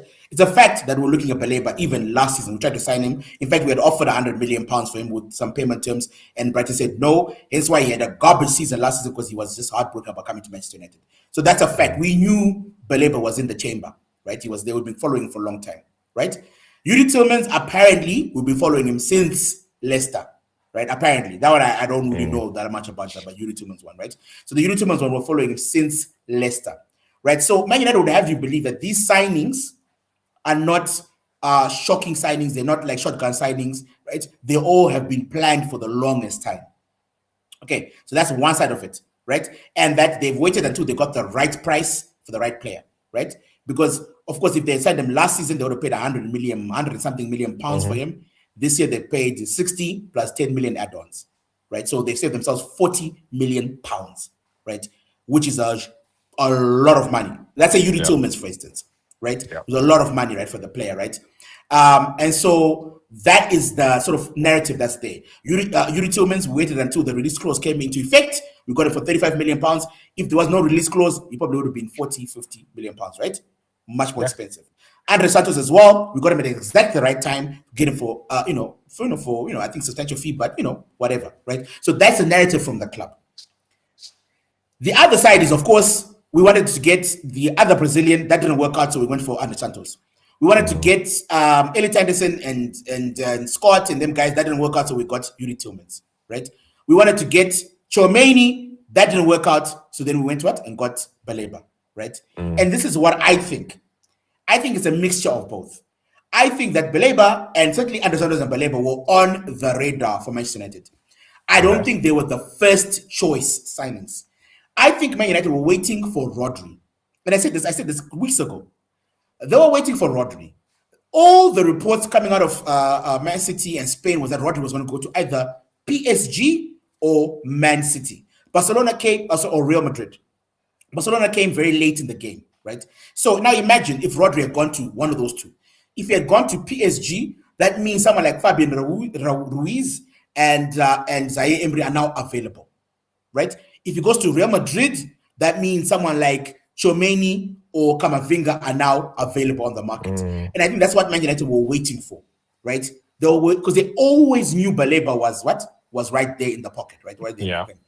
And so what happened is they don't get into those players. It doesn't really work out for them. And so what they do, they pivot and they go back for the player that they know is always wanted to come to Manchester United, right? And he does fit like a hole that is there. Now, that's from the sort of transfer side of things. Whether you like that or not, it's up to whomever, right? I just think that's the reality. I think that's just the reality, right? Baleba, what does he bring to the team? He brings power, he brings strength, he brings, he can carry the ball from defense into midfield, into attack. He's got one heck of a shot. He's defensively minded, so he covers the ground much more. He's quicker than Andre Santos. He's quicker than Yuri Tillmans, because a lot of time you saw people running past Yuri Tillmans, right? Bouncing him off and running past Yuri Tillmans, right? It's not his strength. So I can see when we're playing Arsenal, for instance, having Andre Santos and Baleba in the team, and then you have Bruno Fernandes up there. That makes a lot of sense for me. In the Champions League, having that combination, right? Because Kobe Menu is good, but doesn't cover as much as those other two, right? In terms of defensively, right? I can see us when we play at home at Old Trafford against Hull or in Ipswich, where maybe you put Baleba on the bench or you put Andre Santos on the bench, and then you start with Kobe Menu, Yuri Tillmans, and them guys. Because now you're looking, I want more possession. I'm going to be attacking a bit more. I don't need Baleba to be dominating this game, right? So it does give us a lot more options, and it does cover a glaring hole that was there in terms of the power and presence in midfield. So he's a great signing. He's our best signing, right? Although I have to reiterate, I know you guys don't rate him. I know people outside of Manchester United don't rate him, but I highly rate Andre Santos. I really do. I really, really do. Now, Yuri Tillmans, for me, is a short gap. He's there for 2 years or so. He's meant to be there to train and develop Kobe Menu, right, as we go forward, right? And so that's how I look at that sign. I think it's a great signing. I think in terms of the left-back position, I think we left it way too late. And that shows the ineptitude of Manchester United. Ineptitude, right? Dereliction of duty. We should have signed the left-back long ago, right? Everybody knew Luke Shaw was not good enough. Right, and Rooney came out on even Panda sparking. That's the comment just now. Yeah. Luke Shaw, right? Wayne Rooney said, look, longevity, being fit is not enough. Availability is not enough. You actually have to have ability on top of availability. It was like, oh, Luke Shaw is available. Well, Luke Shaw is available. Nobody cares, right? Fine is available, but he actually has to deliver on the pitch. And so for me, we've needed a left back. And now we're in a shitty position because now everybody knows we need a left back. So you're not going to get him cheap. You're not. Exactly. If you want Luis Hall, you're going to be paying 100 million. Barcelona right now are like, oh, please, we want to get Julian Alvarez, right? Please come and buy him. Come and buy Balde, right? Yeah. Right? And Balde doesn't want to leave Barcelona, but he said, I'll leave if they don't want me. No, but he wants to stay. So we're going to get a player who really doesn't want to come to Manchester United, who's not Premier League proven, right? Who's kind of injury prone a little bit, right? And so that's what we're going to do. And it's just silly and stupid. The left back is stupid. Right? What is Panda straight about? Listen to the bottom comment here. So let's start from the beginning. Okay, Man United have a grenade launcher and Bruno. Okay, I think we can leave that. That's a silly comment. Bruno's sick. He's broke. He had a terrible game against Hull. Okay, you can get all these new players like Baleba, but you need to get rid of Luke Shaw, Rashford, Maguire, Bruno, etc. They've gotten like 4 or 5 managers sacked. Yeah, that list is accurate except for Bruno Fernandes. Right? That list is accurate. Bruno, I agree. Yeah, except for Bruno, that list, you're right. Luke Shaw, Rashford, Maguire. I think there's some people you could add to that. Ugarte. Literally, whenever he plays, we lose. You know, Ugarte, I'm actually going to start calling him like, what do they call Voldemort again? He that shall not be named. Yeah. Right? Something I don't know like that. That's Ugarte. Ugarte is a jinx, bruv. I'm not saying he's a terrible, as a person, as a father, as a husband, I'm not saying anything about that. I'm saying that as a football player, my goodness. Yeah. Right. So I agree, except for Bruno Fernandes. Get rid of all the odd players like Rashford, Bruno. Yeah, I agree there. We agree. Luke Shaw always comes back overweight. He has been at the club for 12 years. He's useless. I agree, 100%. I think, to be honest, speaking of that point, to me, Luke Shaw is, at this point, a championship player. He's a championship left back. Yes, if that. How can Man United employ a left back that hasn't won the Premier in over 10 years of staying at the club? Luke Shaw was there when Ferguson was there, bruv. I know that's what he you know what I'm saying, man. Retirement level, like him and Harry Maguire are both guys who should go to they should be going to Ipswich, they should be going to Hull, right? But to be honest, Luke Shaw doesn't start for Leeds. If he was available to go, we wouldn't even buy him as a backup. He doesn't. He doesn't start for most teams in the league. Yeah. What is it? Sorry. So put that. Stealing what? Same comment. Stealing. Oh, stealing a living. Anti-stealing a living. Have I lost you, Simba? Like Phil Jones, exactly. Okay. They no, you're back. Okay. You said Luke Shaw is stealing a living, right? Just like Phil Jones, because Phil Jones, remember we paid him an ungodly amount of money for just doing nothing, right? They just here for the paycheck. I agree with that, right? And then finally says they only show up when their contract is ending, so they can get it. Yep, Rashford. That's Rashford. Here's my thing. Long-term future, I guess Luke Shaw could probably do the Casemiro thing and come to the US.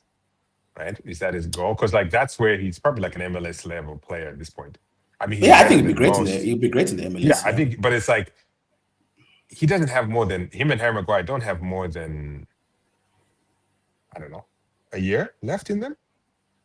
No, not at this level, no. But I think Harry Maguire has probably got a bigger future because at least Harry Maguire is good in the air, at least, right? He's good in the air. Right, and in terms of distribution, he's fairly okay in that as well. So if he goes to a slower league like Italy, like the MLS or Saudi Arabia, something like that, I think he can do very, very well. Right, I think they would, maybe a set piece league like the Championship where they do a lot of set pieces and stuff like that. That might work. Or just a lower team like Everton or something, where they can play around him, they can put fast players around him and sort of play around him, his strengths. To be honest, that might work for him. But Luke Shaw, I think Luke Shaw in his time in top flight football is over. I think Luke Shaw wouldn't be good enough. He wouldn't start. Because he'd be a liability at all of those clubs. Because remember, he wouldn't start at any of these clubs. if he went to Hull, right, left back it up, He'd be a then liability. remember he's facing like like Semenyo and them guys. Yeah. He'd be destroyed.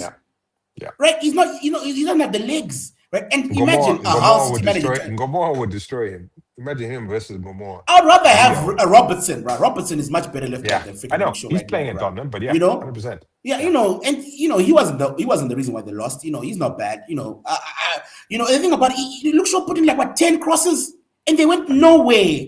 Only one cross, the one that went over everybody, right? And then it reached Mbuemo by some chance by bad defending by Hull, and then implemented the volley. That's the only one that actually went to a player. Otherwise, every other cross was like in the bundu, bruh, in the bush. So for me, like Luke Shaw for me is he infuriates me. He actually, I have to like remember to keep that this is only a game, fools, because he infuriates me. I get upset, and I don't want to make things personal and stuff like that. But Luke Shaw for me makes no sense.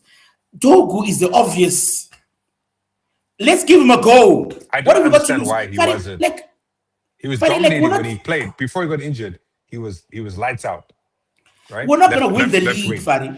We're not going to win the league. We're not going to win the Premier League. Why not give some of these players a go? Why not play Harry Amas in our thing? I saw them playing against the Ipswich under 21s and they were destroying. Let's see what Harry Amas looks like in the first team. Let's see what Patrick Dogu looks like at left back. Let's see what Diego Leon looks there at left back. Let's see what Lenny Euro looks. Even Aiden Heavens, right? Aiden Heavens, who's the left center. Let's play him at left back. He must be much better than Luke Shaw. For me, bruh, it makes no sense. It makes no sense. So I agree with Panda's sparking. You go to a back three. Amrin was fired for even dreaming of playing a back three, bruh. Back three at Man United. Ha! When at least you can open up. Then he can be a wing back. He can stay at the middle of the field. Not have to come back. Like Hazard, Haven, Maguire, and Yuri, whatever. Back three there. Then you let the wing backs go up and down. Yeah. I mean that's why Amrin had. That's why Amrin wanted, right? He wanted, and I think under Amrin's system that works, right? Because you got Maguire works in the back three. Can work because he's good in the box, right? He's good offensively in the other box. He's good in your box. Back center guy, So he can just stand there in front of the defense, so he doesn't have to run back and defend anything. You can have your two youngsters. So if you have Lenny Euro on the right, and then you got Maguire, Aiden Evans on the left, they can do all the running that you need, all the marking and running and everything. And then Maguire sweeps things up and directs.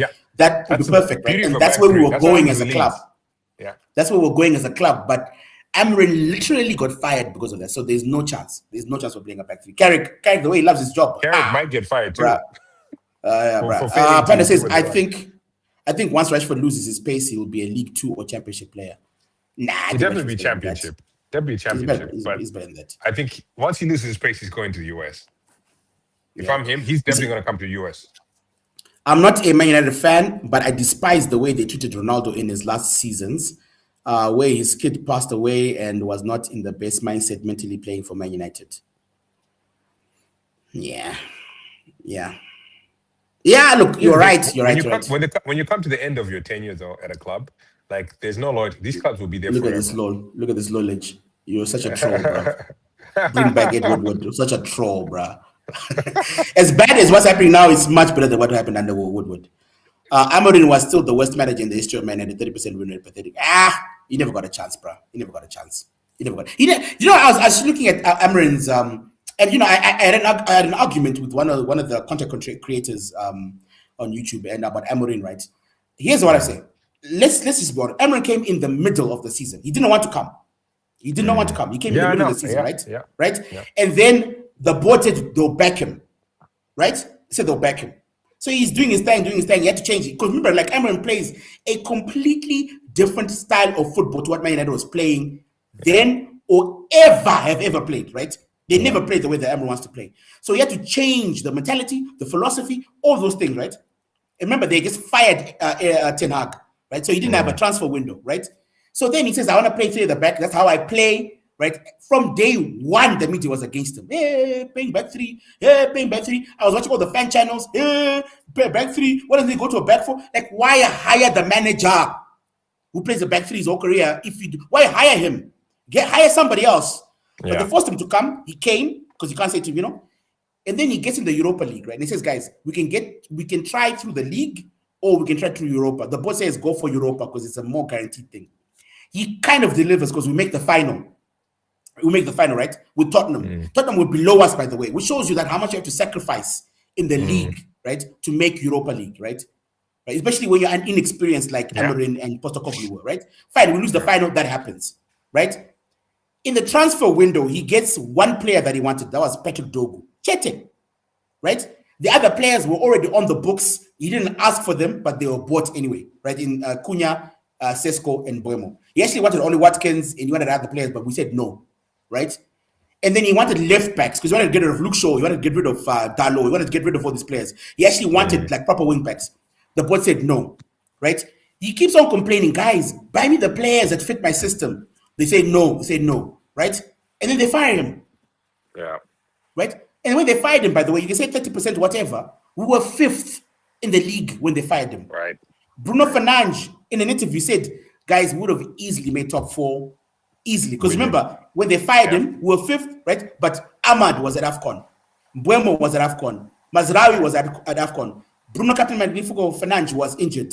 Maguire was injured. De Ligt was injured, right? Basically, his main players were all on the injury list. Same Kobe Menu as well was injured, right? Yeah. And yet we were 5th in the league. So let's not act like Carrick took us from like number 13 or 15 or whatever it was and then made us finish 3rd. No, that's the thing. He moved us 2 positions. Yeah. And he did well. It's more about the teams around you than it is about Manchester United. You know what I'm saying? It's more about the teams that aren't playing well. Okay. So, upon the sparking, what team do you support? Let's hold you to the fire when you're busy. What team do you support, brother? Will you dare tell us what team you support? Let's see what team you support there. Yeah. So anyway, So look, Baleba, I think he does push the needle a bit. You're right. I think he does push the needle. I think it's a good signing. It's a good signing. I don't support any team, but if I had to pick, it would be Madrid. Real Madrid. That's an easy cop-up, bro. If you say Real Madrid or Barcelona, I'm right. Hey, people can like the team. People can like the big team. Yeah, I guess. All right, so how are your Mets? How are the Mets doing, bro? We don't even talk about the Mets. The Mets are done. For us now, it's talking about the NFL. That's the Mets thing. The Mets are wrapped. It's over. Baseball for me has been done for months. Is that for a while? It's been done for Jowie. Okay. As I like no nonsense clubs. Lol. NFL is going to be interesting this season. NFL, I think, is going to be the thing that we're looking at because some preseason games have been starting, and it's like which teams are going to be good. Seahawks, are they going to go back to back? I don't think they're going to go back to backs, but the Rams. What about the Cleveland, bro? Cleveland is looking good, right? No, making Deshaun Watson the quarterback instead of Shadow Sanders. Oh, you're going with experience over. But he looks rubbish. He looks rubbish in preseason, bro. I know, but it's preseason. But rubbish, bro. He dominated when he was there. Like he dominated when he. He dominated at the Texans. At the Texans, I'm saying when he was in that position, when he was the starting quarterback.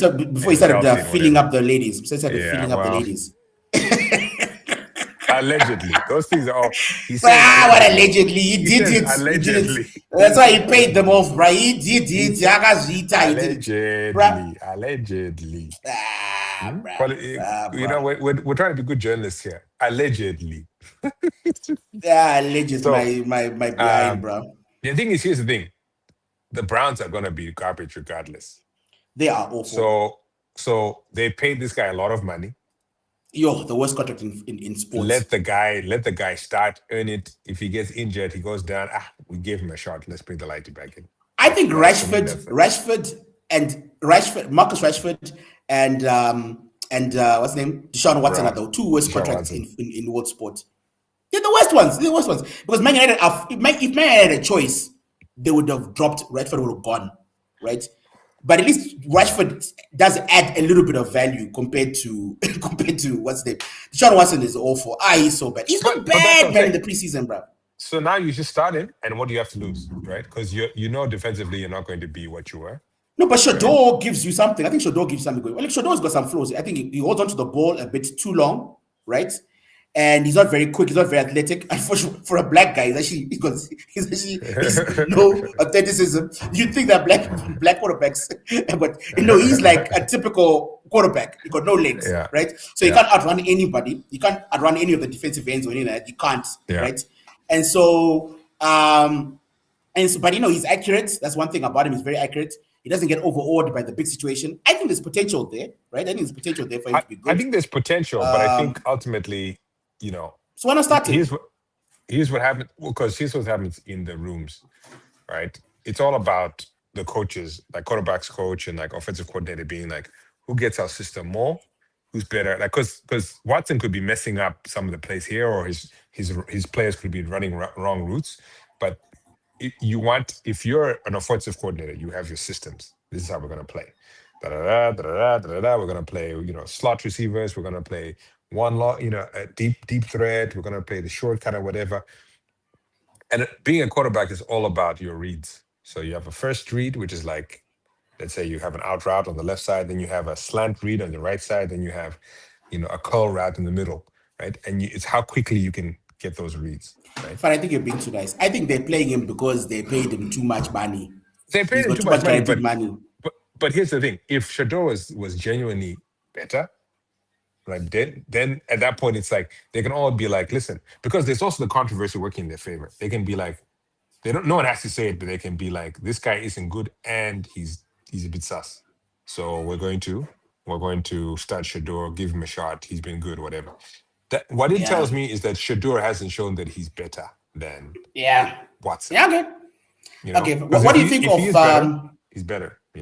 What do you think of Justin Fields now? Do you think that he can do anything for Kansas while they're waiting for Mahomes? Because Mahomes doesn't look like Mahomes will be fit for because a lot of the stuff was coming up that he's going to be fit for the beginning of the season. He's going to be fit for the beginning of the season, but he's still on the injury list. That what you call it?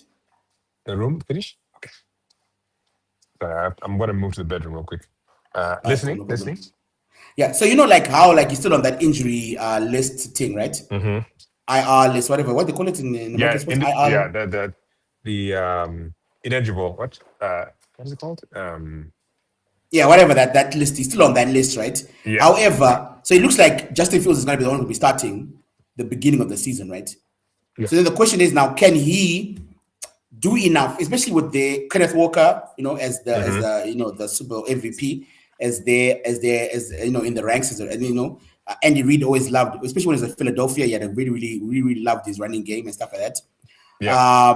But now it just feels like how do they, do you think that he's good enough? Do you think that he can be relevant until Mahomes comes back? Justin Fields is there just literally to keep the seat warm from Mahomes. They're hoping that they can. Yeah, of course. They're hoping that can he do well enough that when Mahomes comes back? No. Here's the thing. He could because the thing about so more so than football, I'd say soccer, more so than that.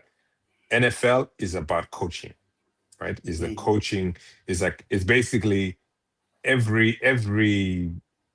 basically the offensive coordinator versus the defensive coordinator, right? Yeah, that's basically what it is. Every state. So basically, if the offensive coordinator has a game plan, right, that works, because basically they get on the field. Okay, it's the offense versus the defense. The first 2 or 3 plays, right? The offensive coaches are sussing out like what the defensive strategy is. Are they going to be playing protect? Are they going to be blitzing? And from that, they're making changes, and vice versa. The defense is saying, okay, cool. These guys they have a 2 tight end look or 1 tight end look. So it's all about the system. That's why certain systems can survive with whatever quarterback, right? If you look at like the Vikings said, it's our system, not the quarterback. And they said our system is what's winning us these things, and they were wrong. They were wrong. It was the quarterback. You know what I'm saying? Oh my gosh! Oh, what a terrible decision that was. Talk about arrogance. It's like because they look and be like our system. Because to them, it's like this guy was a bench warmer at San Francisco. We brought him to our thing. Our system is what brought him to whatever. And it's like, no, your system For actually some only level, works because this guy knew how to play. Because this kid McCarthy Yo. is no good. Now he's on the bench, and Now now he's we number can 2. actually see if, because Kyler Murray is a good quarterback, we'll see if the system works with a good quarterback. Because you actually might need a good quarterback for the system. When he's not playing Call of Duty, he's a good quarterback. Yeah, yeah. Like, Well, yeah. I don't know. I don't know about If he's good Calabari. enough to win, if he's good enough to play Call of Duty and win the starting job, he's a good enough quarterback. I think that says a bunch about McCarthy. He's had what, 5-6 years in Arizona.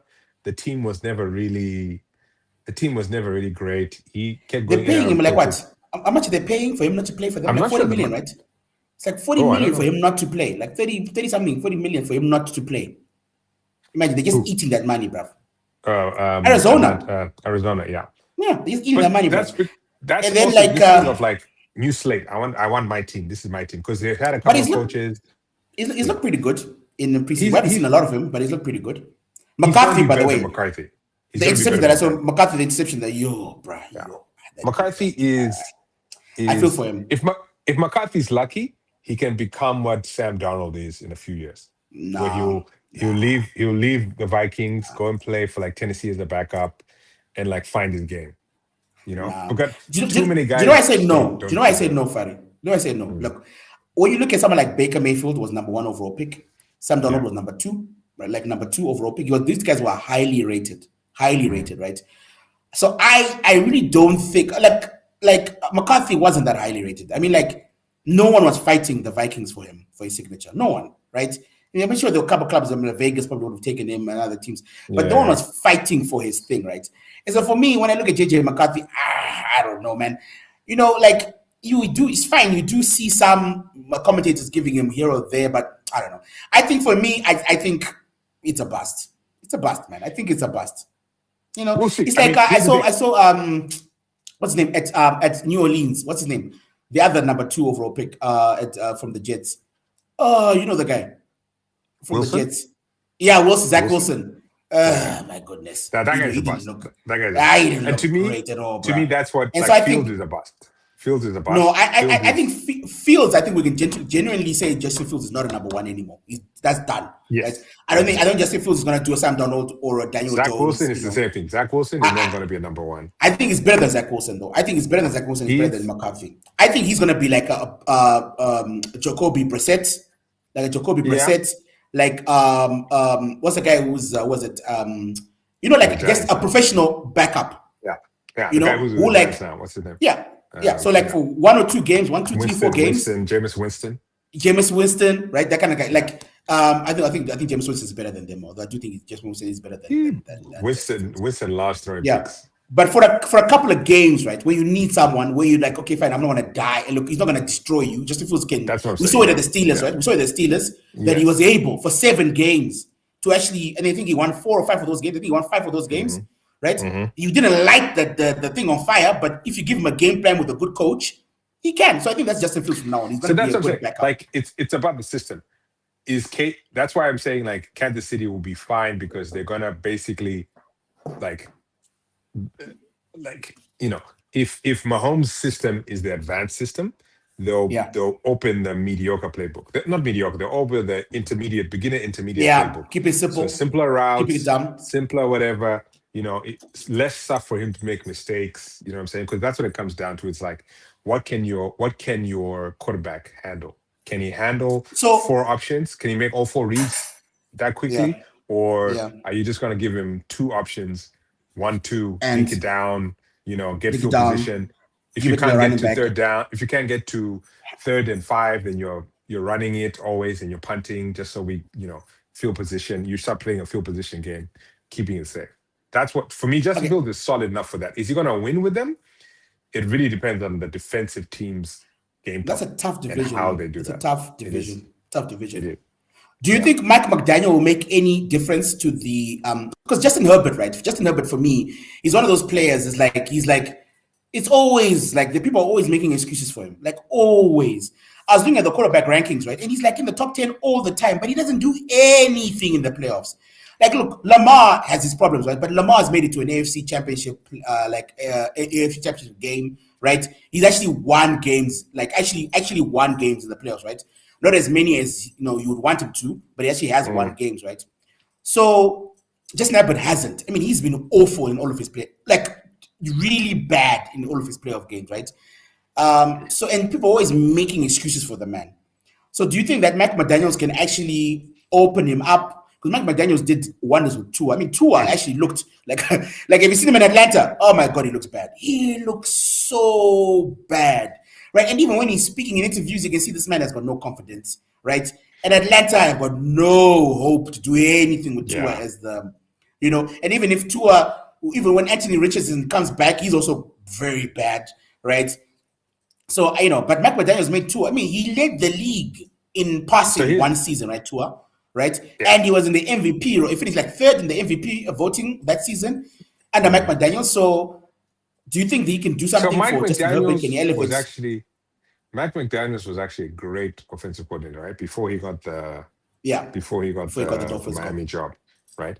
He's a really good offensive coordinator, and to me, the Chargers guy, he is right now. His career is following the path of who's the Rams quarterback? What's his name? Stafford. He's the Stafford mole. No, because you remember, you think about Stafford even at Detroit. Detroit. For years and years, Stafford was. But Detroit was a garbage team, though, wasn't it? Detroit. Same thing with the Chargers. They won. No, Chargers are dope. Simba, it's that kid who's making it dope. I'm telling you, this kid he's a Stafford mode where he's so good, he's just on a team that doesn't get it. That's why they got the good coach, right? They got the Harbaugh to come in, and he had a better season, but he couldn't do it in the playoffs. And that was always Stafford's thing. He could never do it to the play. He could never win in the playoffs, right? Then he goes to LA, boom, wins it or whatever, right? Right coach, right dynamic, he was there for 10 years in Detroit and just could never do it. And then, boom, next thing you know, he's a perennial playoff contender every year with the Rams, right? I think McDaniels definitely levels up big time. A big upgrade for this Justin Herbert. Justin Herbert. And I think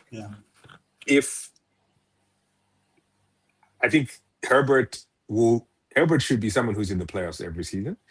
The question then becomes, when they're in the playoffs or whatever, is he healthy, right? Because he's been playing hurt a couple of seasons, right? Is he fully healthy? And is he going to have the personnel or the scheme that suits his play? Because that boy has an arm.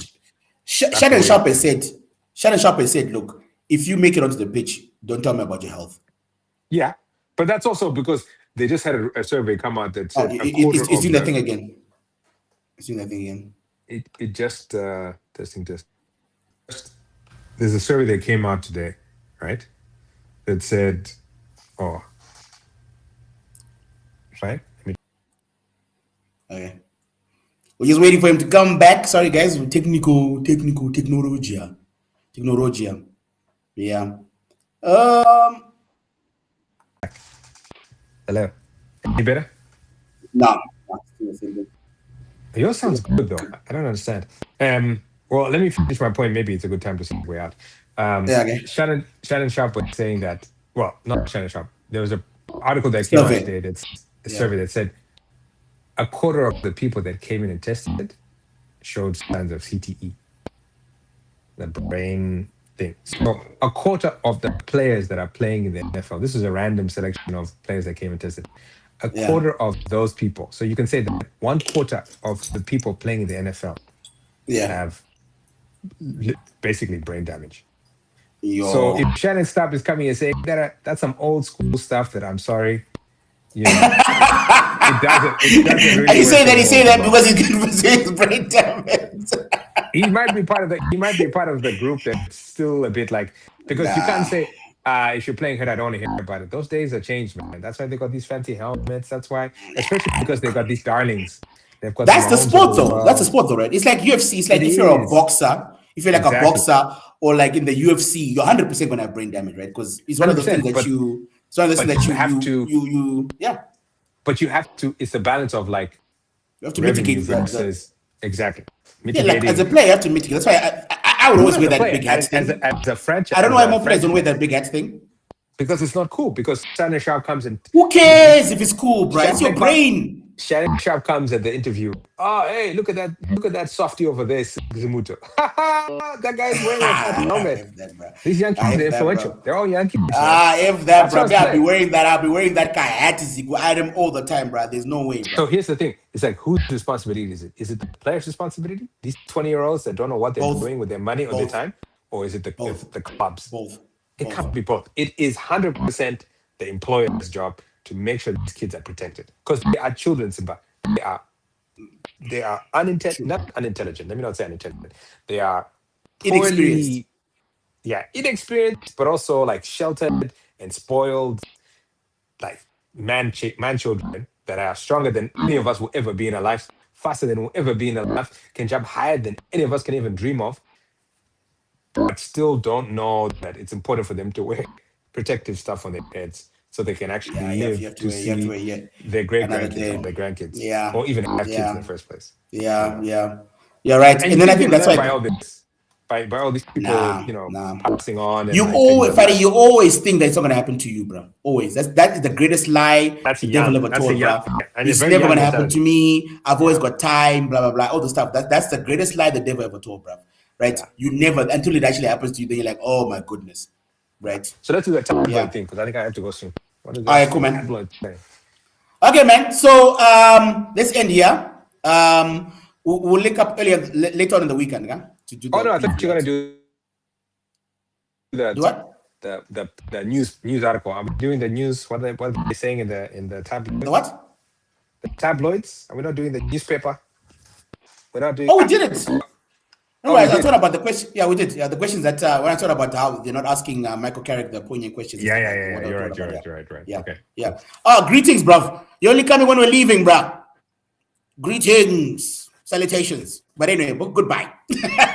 So guys, please, like lots of you guys are watching, we're really loving it. A lot of guys are subscribing to the channel and other things. But please turn on your notification bells so that you know when we're coming, because we have loads of things happening, especially now that the Premiership is now open, the Champions League is now open. There will be videos every single day, whether they're shorts, whether they're longs, whether they're lives. Belina, I was on with Belina or Bella recent, like just before Farisai, and we were talking about the WNBA and stuff like that. That was pretty interesting, hearing a female perspective. She was saying she doesn't mind if guys watch the sports because they think a girl is attractive, just like the women watch David Beckham, for instance, because they think he's hot in there. As long as something comes to so that kind of thing. So we talk about that stuff. So guys, please subscribe, turn on the notification bell so that you know when the videos are coming. God bless you all. Again, let's not forget the victims from the ferry disaster in Kariba. Let's keep them in our prayers and our hopes and our wishes. Very preventable disaster, but we pray for the families and even all the survivors, and let's hope that they have some sort of restitution and peace, right? And on that note, see you later, Farid. Good luck at the movies. Thanks. The voice of the continent. Turn it up, turn it up. African sports guy, he's on the ball. African sports guy, he stands so tall. From the pitch to the court, he's got the vibe. African sports guy.